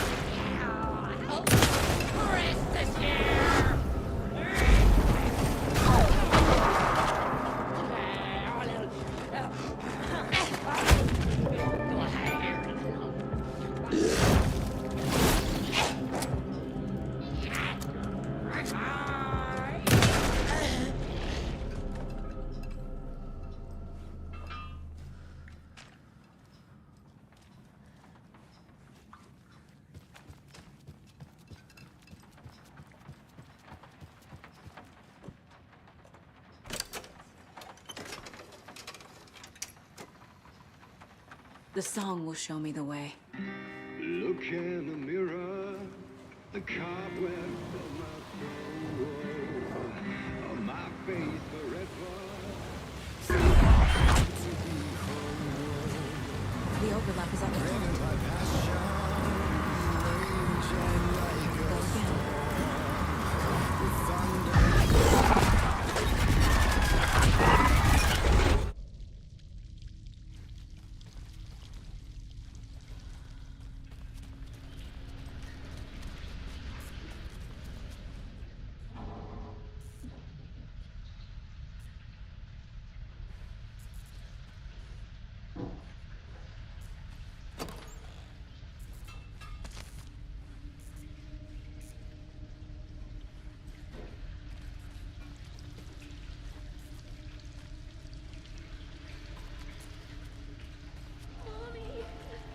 What are you doing? Help me, please. This isn't real!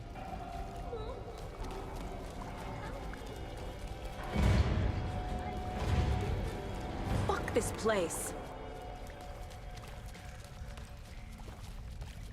Am I going in circles?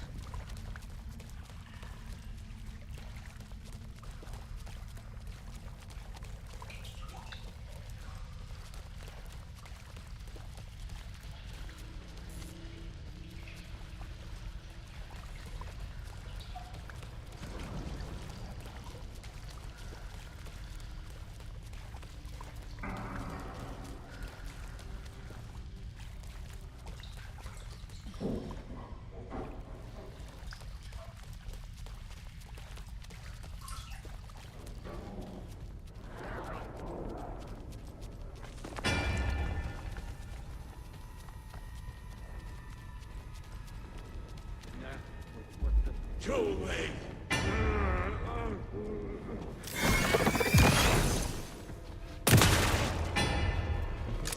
She likes cats.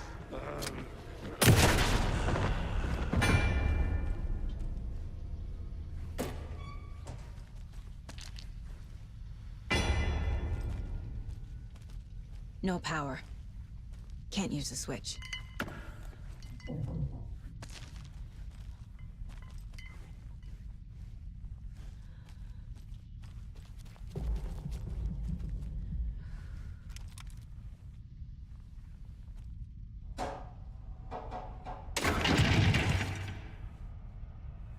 I need some more power to use the switch.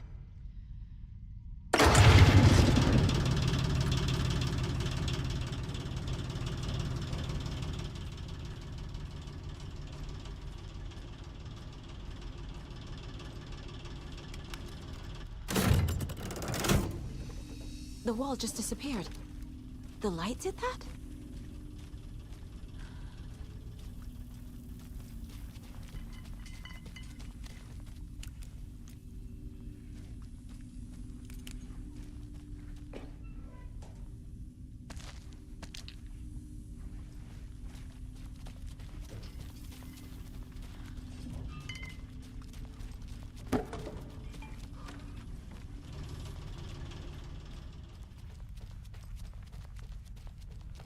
Closer. Destroy. The only way.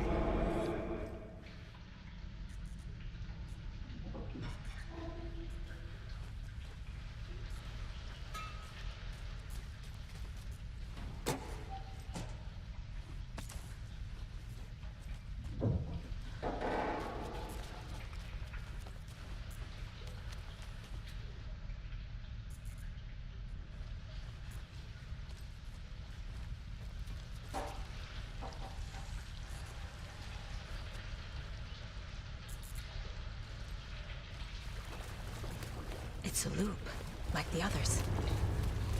I need to reach the center.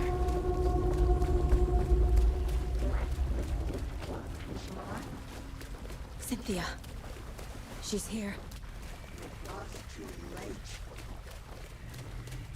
A dead end.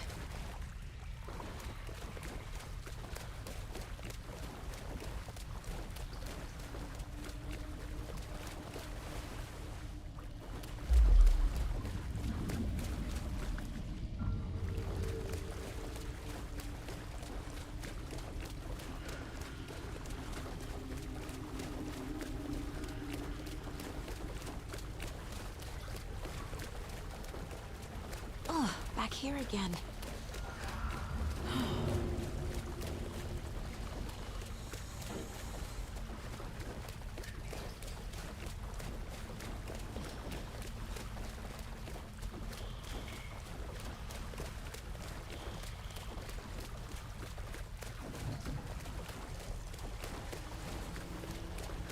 I keep ending up back here.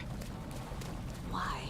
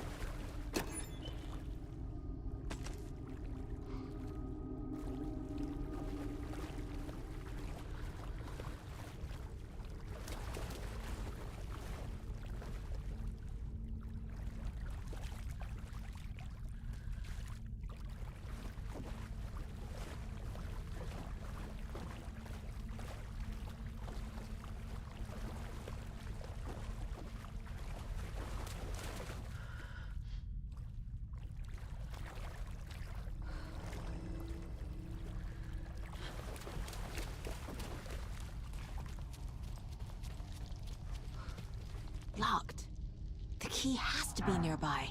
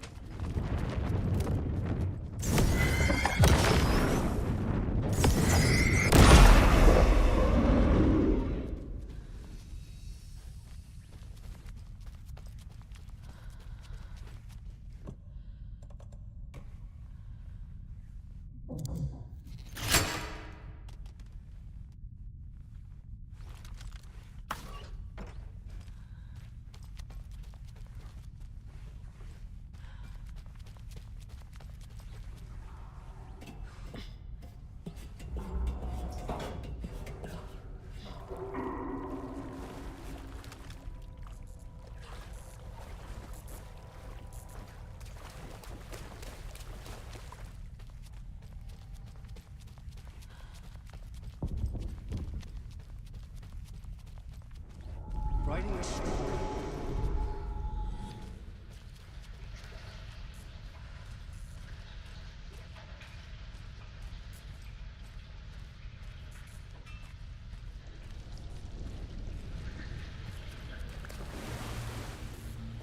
Back again.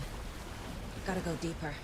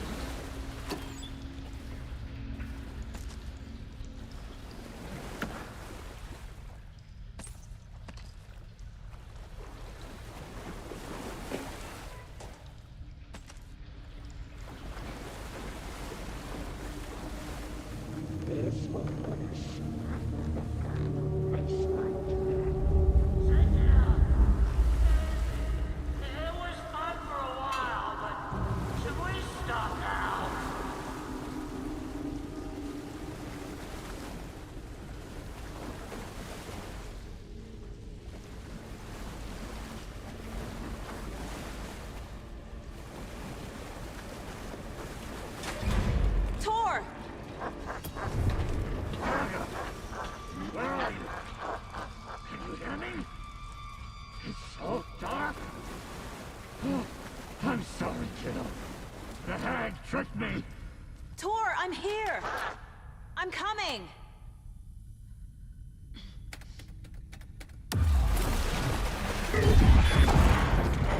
Dark water. You took Tor. I'm here to take him back. I need to get the lights on to reach him. Saga! So damn dark down here. Because of water. She's trapped me at the bottom. I don't think I'm gonna make it.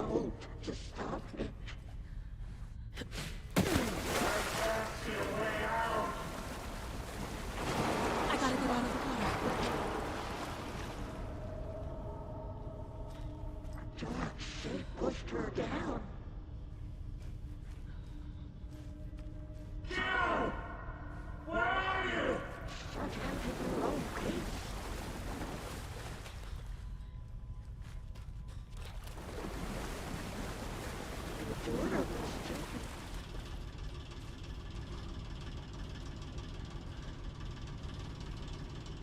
Dark blood pressed itself into her. Shit!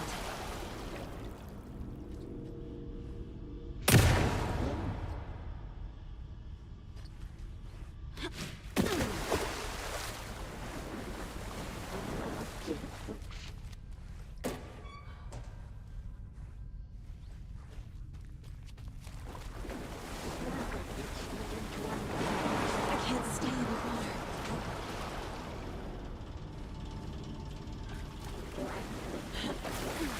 There must be a way to get the power back on.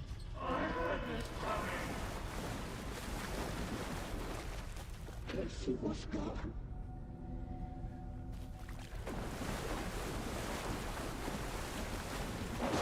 She's coming. This will put a smile back on your face.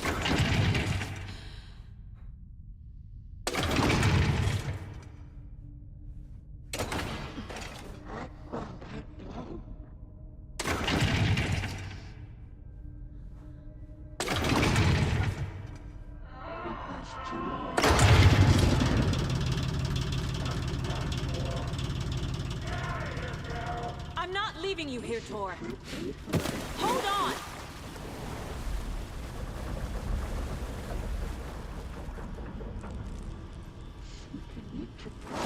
I gotta get out of the water.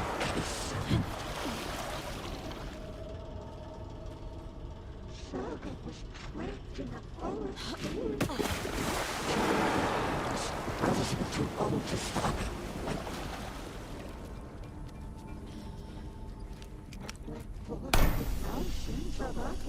It's cold.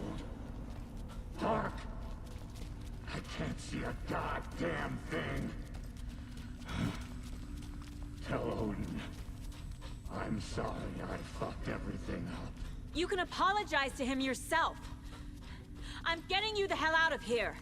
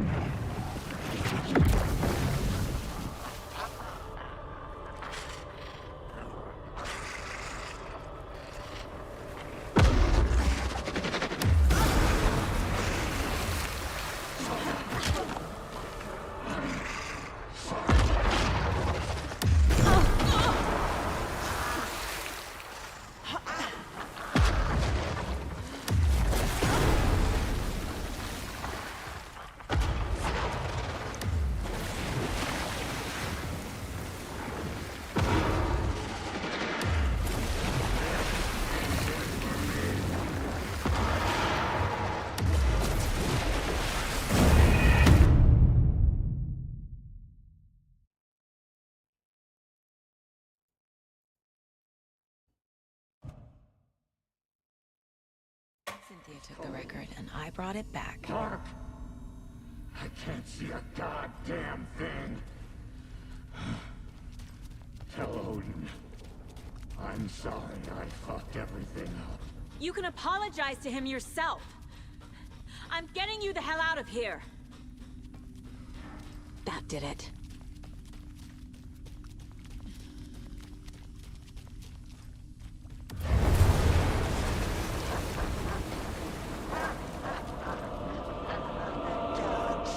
Push Karen down.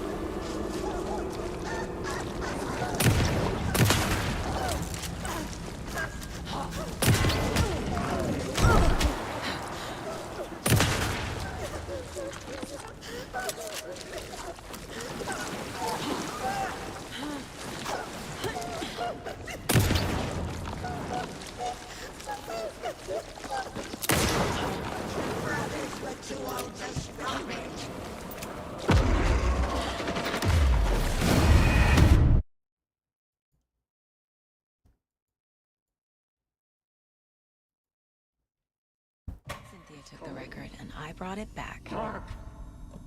I can't see a goddamn thing.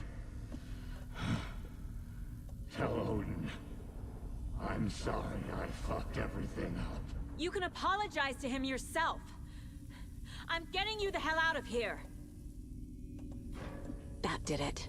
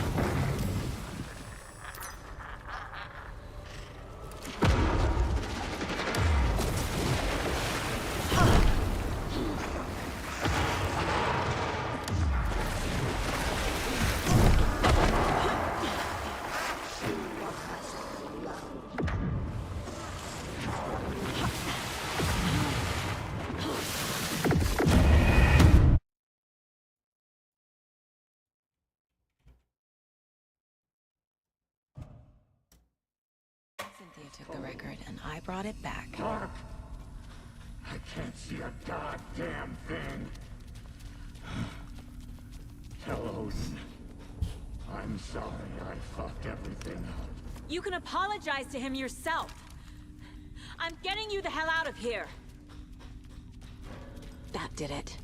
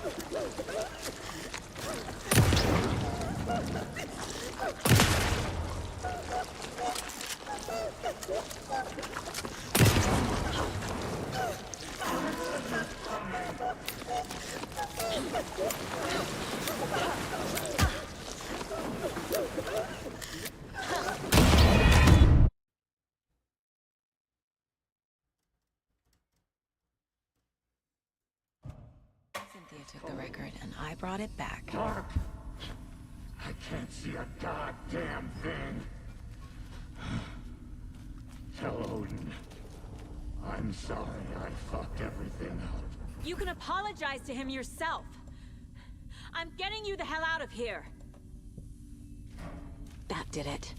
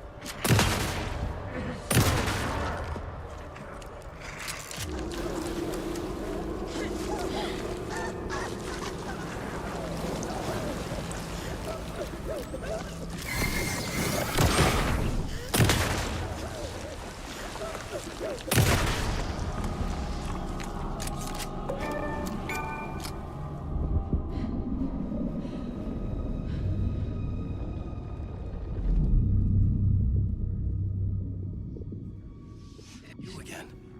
The FBI. Saga Anderson. I'm closer now. I can feel it. You helped me get closer to escaping. Wake? Where are you? Is this coming from the dark place when you were still trapped? I have the clicker. We can finish this. Without the clicker. You can help. I must find it. I already have it. I can get it to you.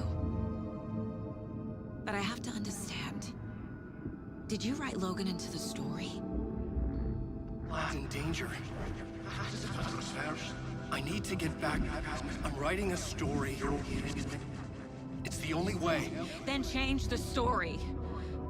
If this is the past, if this is you still in the dark place, then you can do that, right? You cannot write her in. She's my daughter, goddammit!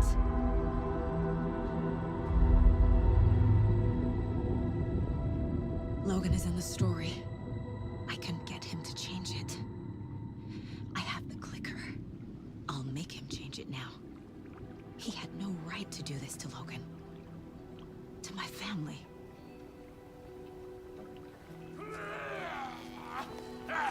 Tor! Oh, fucking hell. Are you okay? You took your sweet time to come save your grandpa, huh? Nice attitude. A family trait? You're right. Sorry. Thanks for helping out an old bastard like me. That's my job. Now, I've got some questions for you. Of course you do, sweetie pie. And I got answers.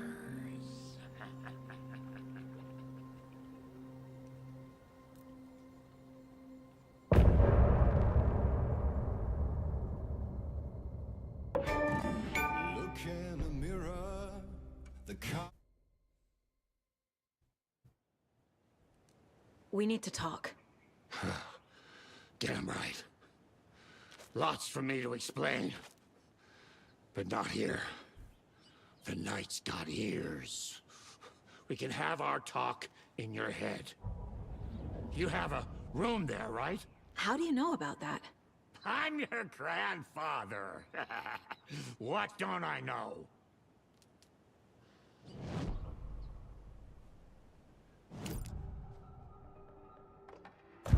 know about my mind place? How is that possible? We all have the power. Find the truth. Damn right I do. Odin already told you you're a seer. You can gaze into their heads, see the truth. See past the lies. Past this bullshit horror story. Us Andersons aren't bound by it. You can fight it. Don't be the story. Make the story. It's true. I am a seer. I have a power. My mind place is more than I thought it was. This isn't my intuition. I'm seeing their thoughts. Is this why I know the truth about Logan? While everyone else forgot?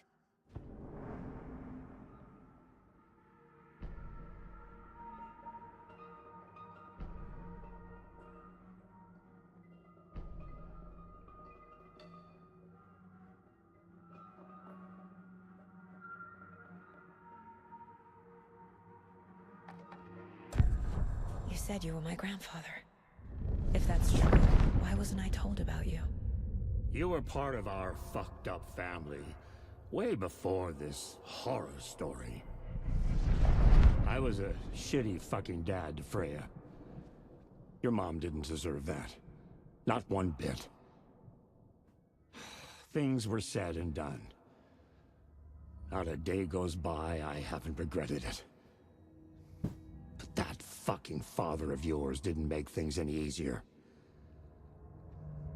I know Freya is gone.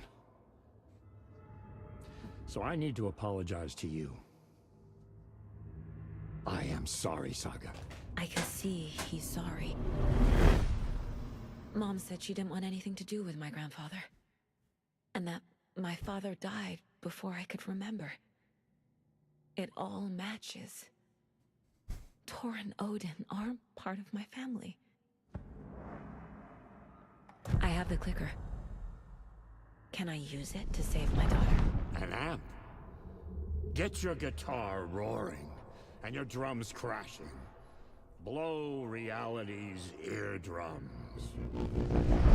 Just the light switch isn't enough. It's Tom's story we're dealing with, so he's gotta be the one to rewrite it. After that's done, he can flick that switch to bring the whole thing home, baby. I can't use the clicker without Wake.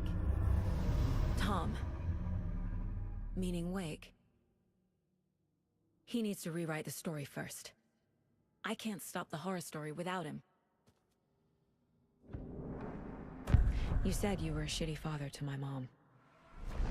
Is that why she left? Freya never looked back. My girl was strong. Freya always thought our powers had a dangerous side. Odin and me did fuck with things that should not have been fucked with. Your mom had common sense. She raised you right. Kept you safe. I'm not surprised she didn't tell you about the Anderson power. She was always protecting me. Whenever I told my mom about my mind place, she called it make-believe. I wish she'd been more honest with me. At least towards the end. Mom wouldn't talk about my father. You knew him? Some doors are better left closed. Your dad was a complicated bastard. Always thinking too many steps ahead. That's not how we work. There was trouble, and then he was gone. I didn't handle it well. Freya didn't want anything to do with me after that. I can't blame her. I never knew my dad or my mom's family. So many broken relationships in my past. I won't lose mine. With Logan. With David. I won't stop until they're safe.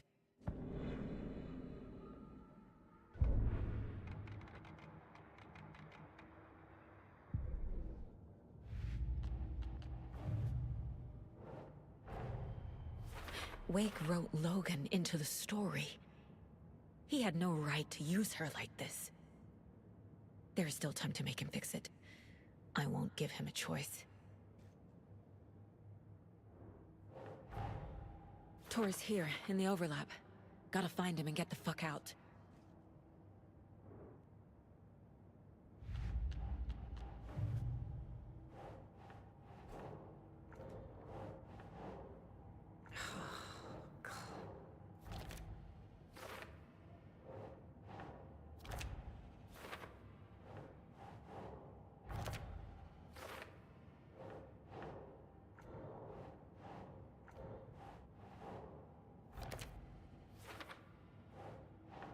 Nope.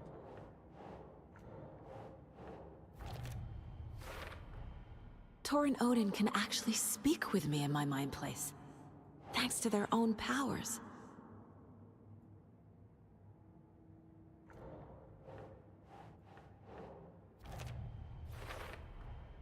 The way Tor behaved, I'm surprised my mom hung around for as long as she did. But he is genuinely sorry. Tor and Odin are my relatives. The evidence fits with what I know is true. It's a lot to process.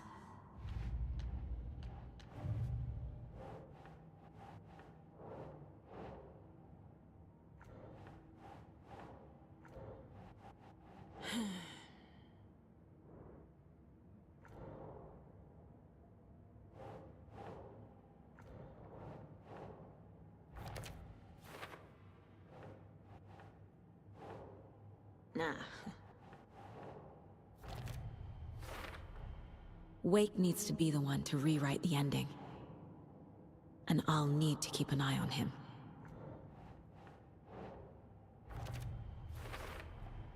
The story doesn't affect me like it does other people. Because of who I am. Because of my family.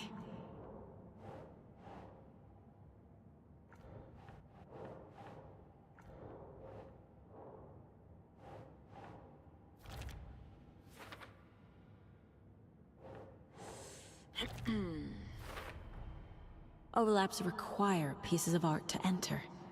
Is that because of the Dark Place's focus on art?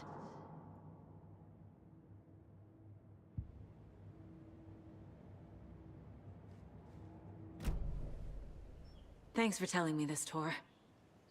I need to go find Wake. To stop this. The old gods of Asgard will be ready to help. Me and my bro will bring the rock when you need it. Remember, your daughter is alive. Just kept from you by this bullshit horror story. I needed to hear that.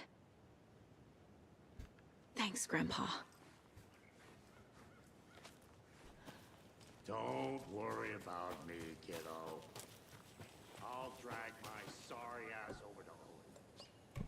2 shots of the Anderson's finest. Fix us both up. See you soon, Saga. The FBC is holding Wake at the sheriff's station. I need to make Agent Estevez understand. They have Wake and I have the clicker. We have to work together to stop this. Casey. Do you read me, Casey? Shit. Where are you, Casey? He better be okay. Focus, Saga. Get to the station, to Wake.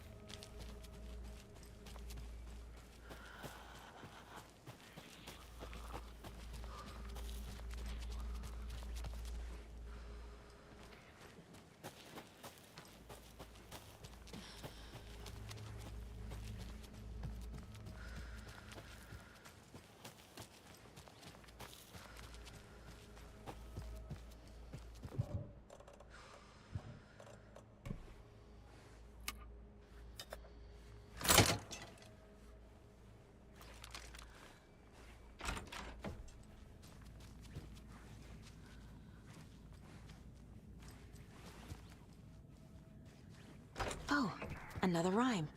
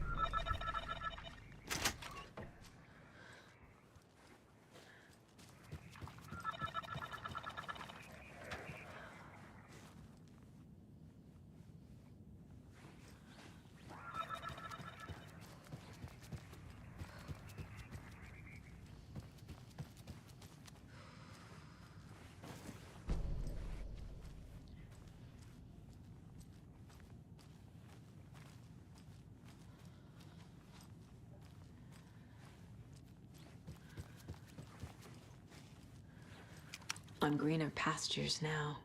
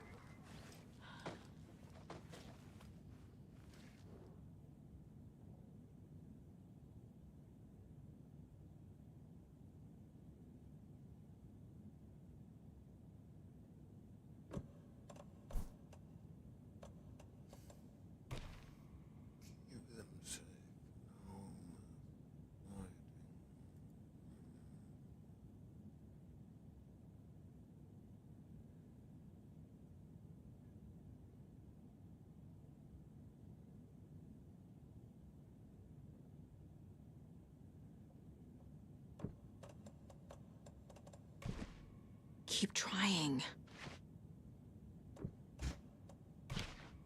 Think, Saga. No.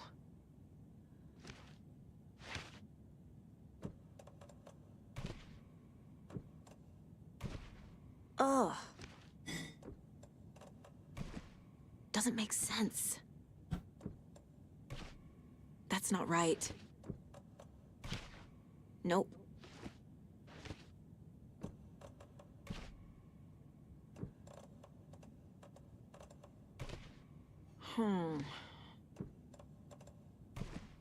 Nah.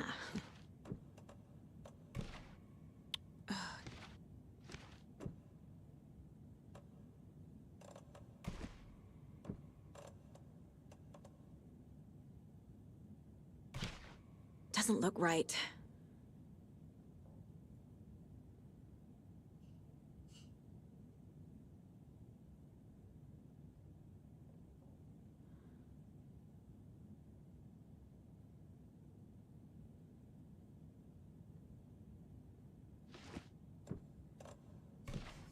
Nah.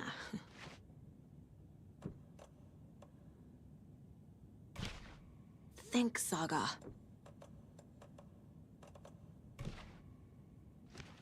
Doesn't make sense. Ugh. That's not right.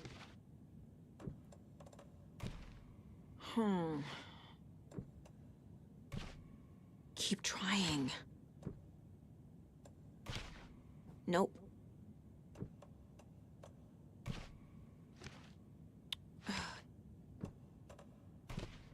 No.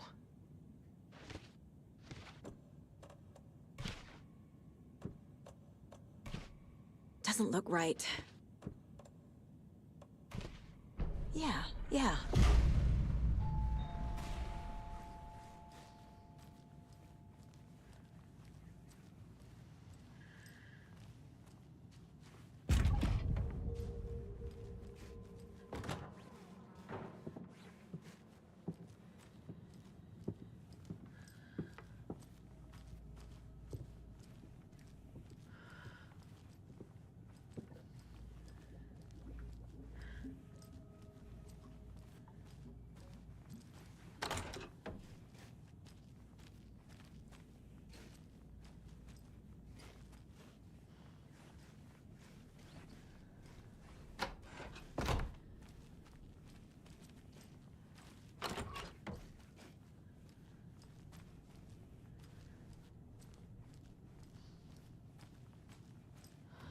Another charm for my bracelet.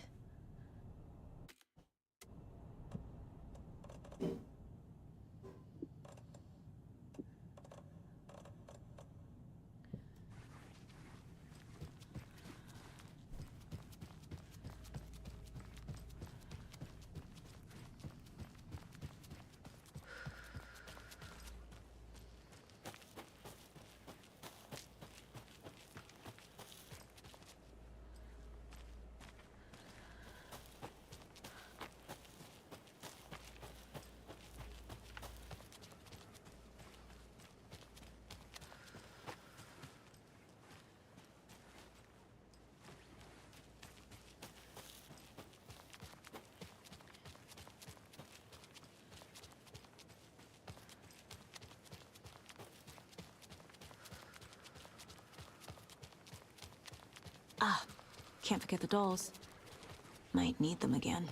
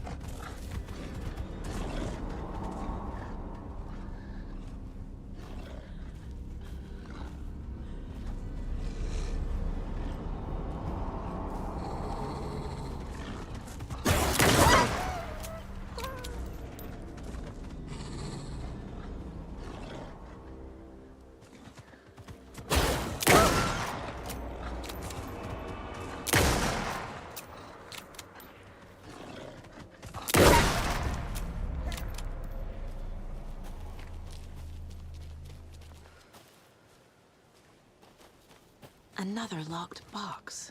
There's another cult stash.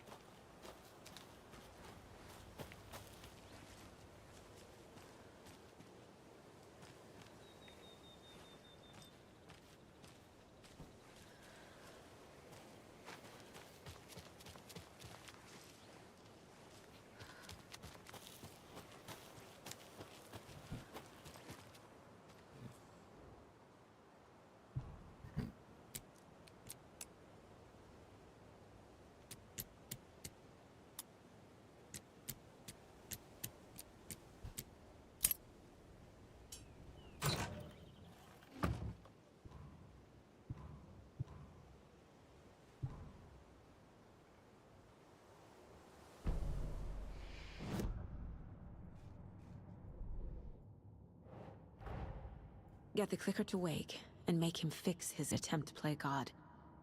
That's the plan. But the FBC have him.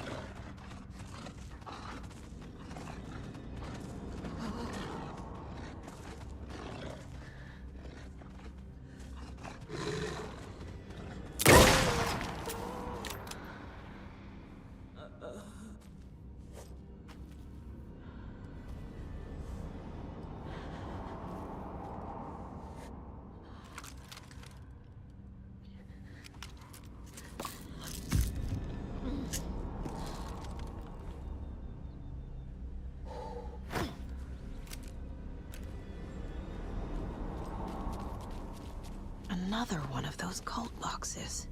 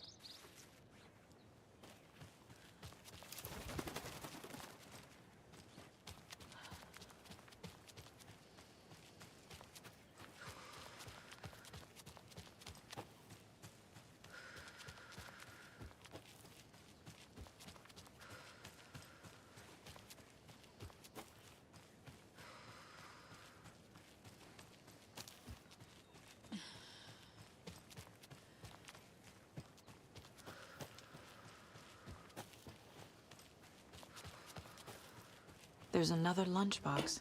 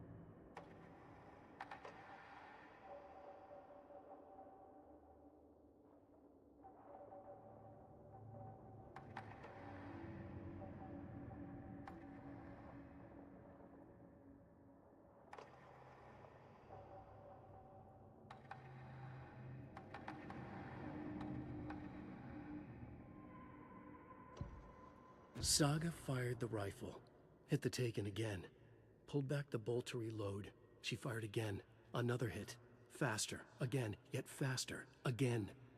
A strange, lethal feedback loop forming, speeding up.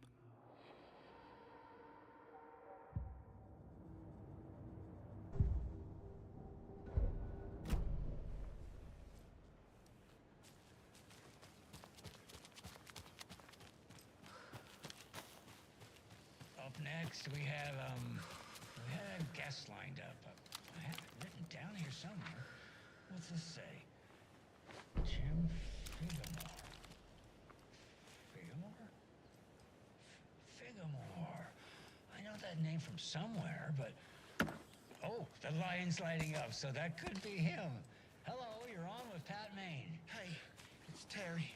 I'm at the Elderwood Palace Lodge and there's been a shooting. It's a ritual murder.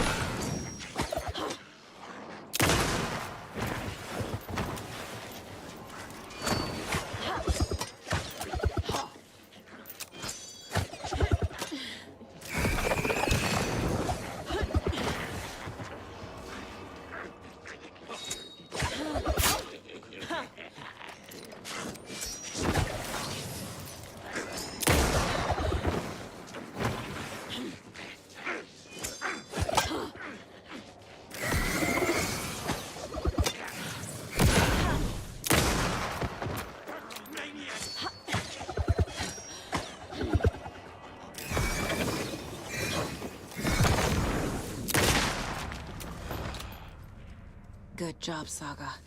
Now keep moving.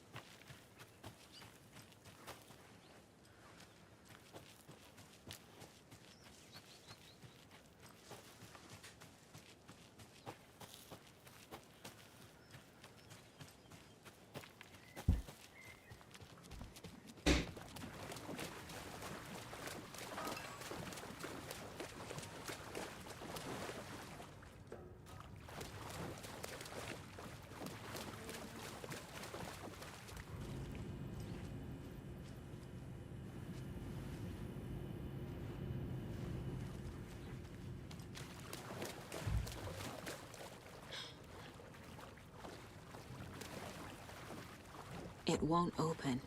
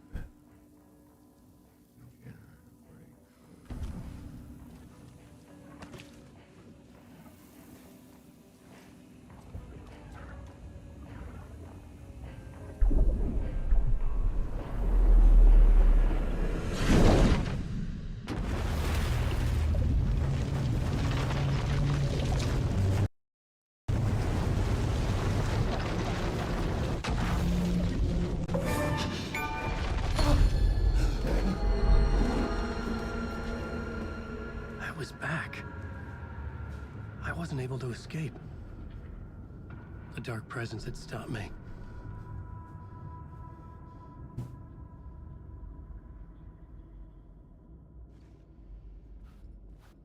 I had seen the title page of another manuscript, Return. I didn't remember writing it, but it felt familiar, important. I had to find it.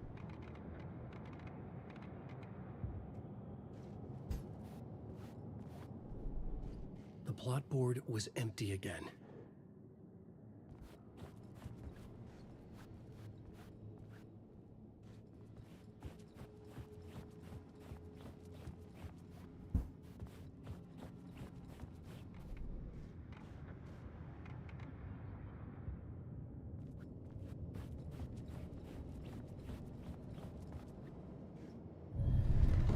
I would write a new draft of initiation to reach Parliament Tower using another murder site. Scratch was reaching out from the dark place to get Alice. She was out, but still in danger.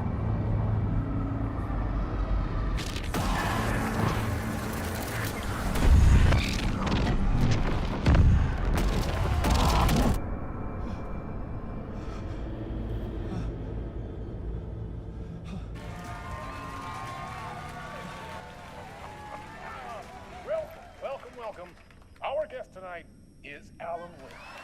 This time he wanted to do something. I was back, and I hadn't forgotten. I knew how this worked now. I could take control, no more surprises. What demons he wrestles with in the dark hours of the night. Together with our house band, the divine old gods of Asgard, we have created something very special. The song is called Herald of Darkness, but I like to call this next segment the story of the journey of Alan Wake, the musical.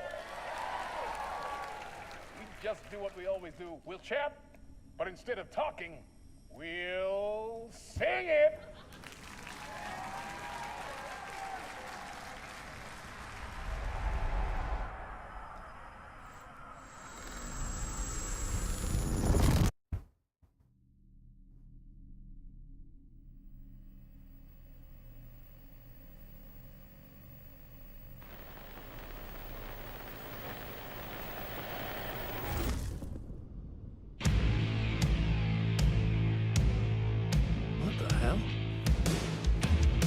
From what I've gathered, you grew up nice and sheltered with mama's pretty stories and your own made-up fury. And mama gave me a magic clicker. Well, yes, I think it's true and fair to say.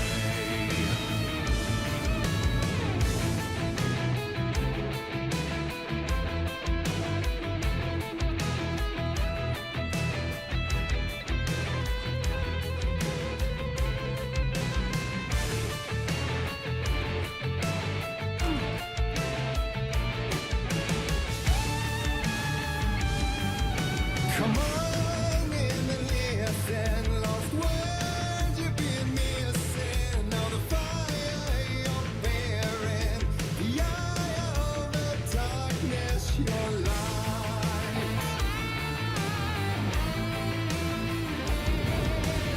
So you were drawn to stories early on. My dreams would light up my imagination, and you had nightmares night and day. Yeah, but with the clicker, I chased those frights away. Ooh, you, so true. So here is a clue of hope to remember. Visions they come true. Bend the lights with steel.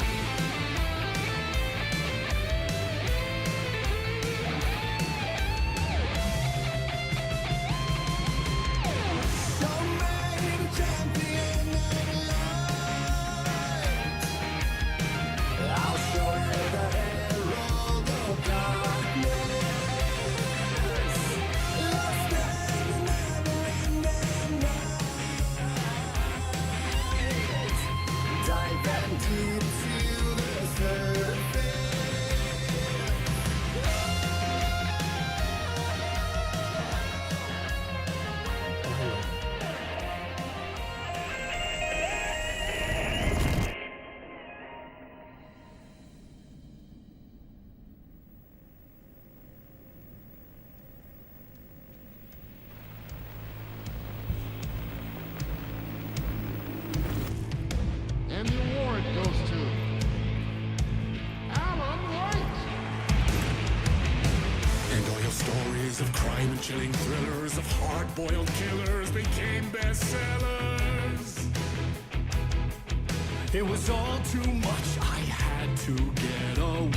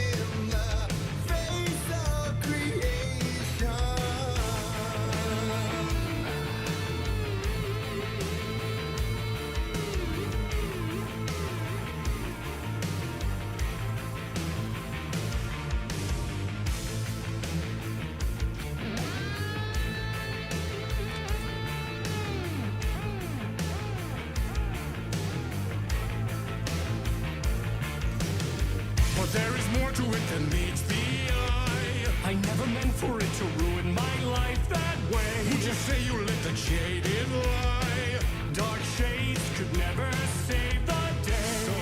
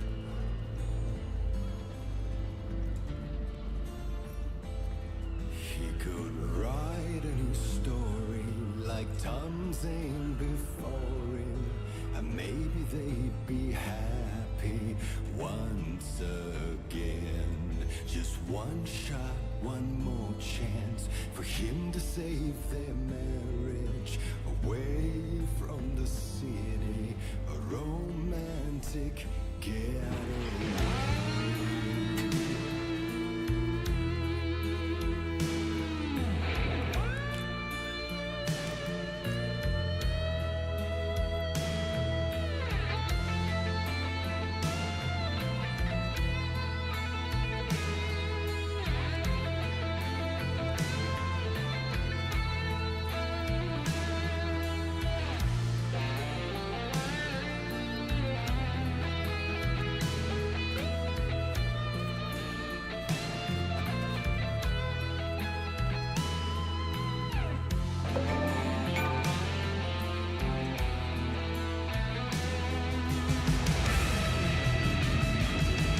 Still he's a torchbearer, and it couldn't be much clearer. A war needs its warrior, true and right. The darkness within him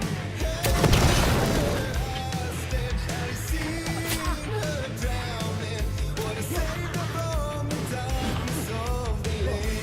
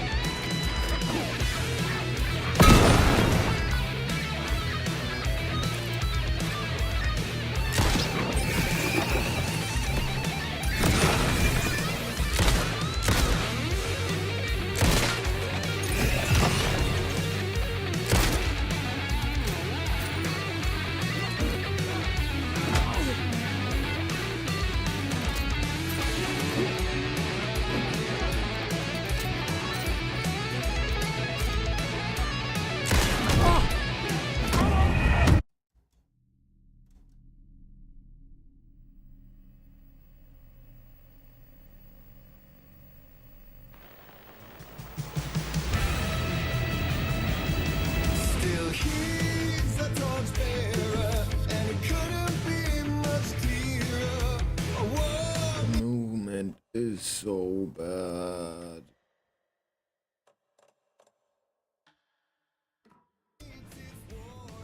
Can't turn off the stupid moves.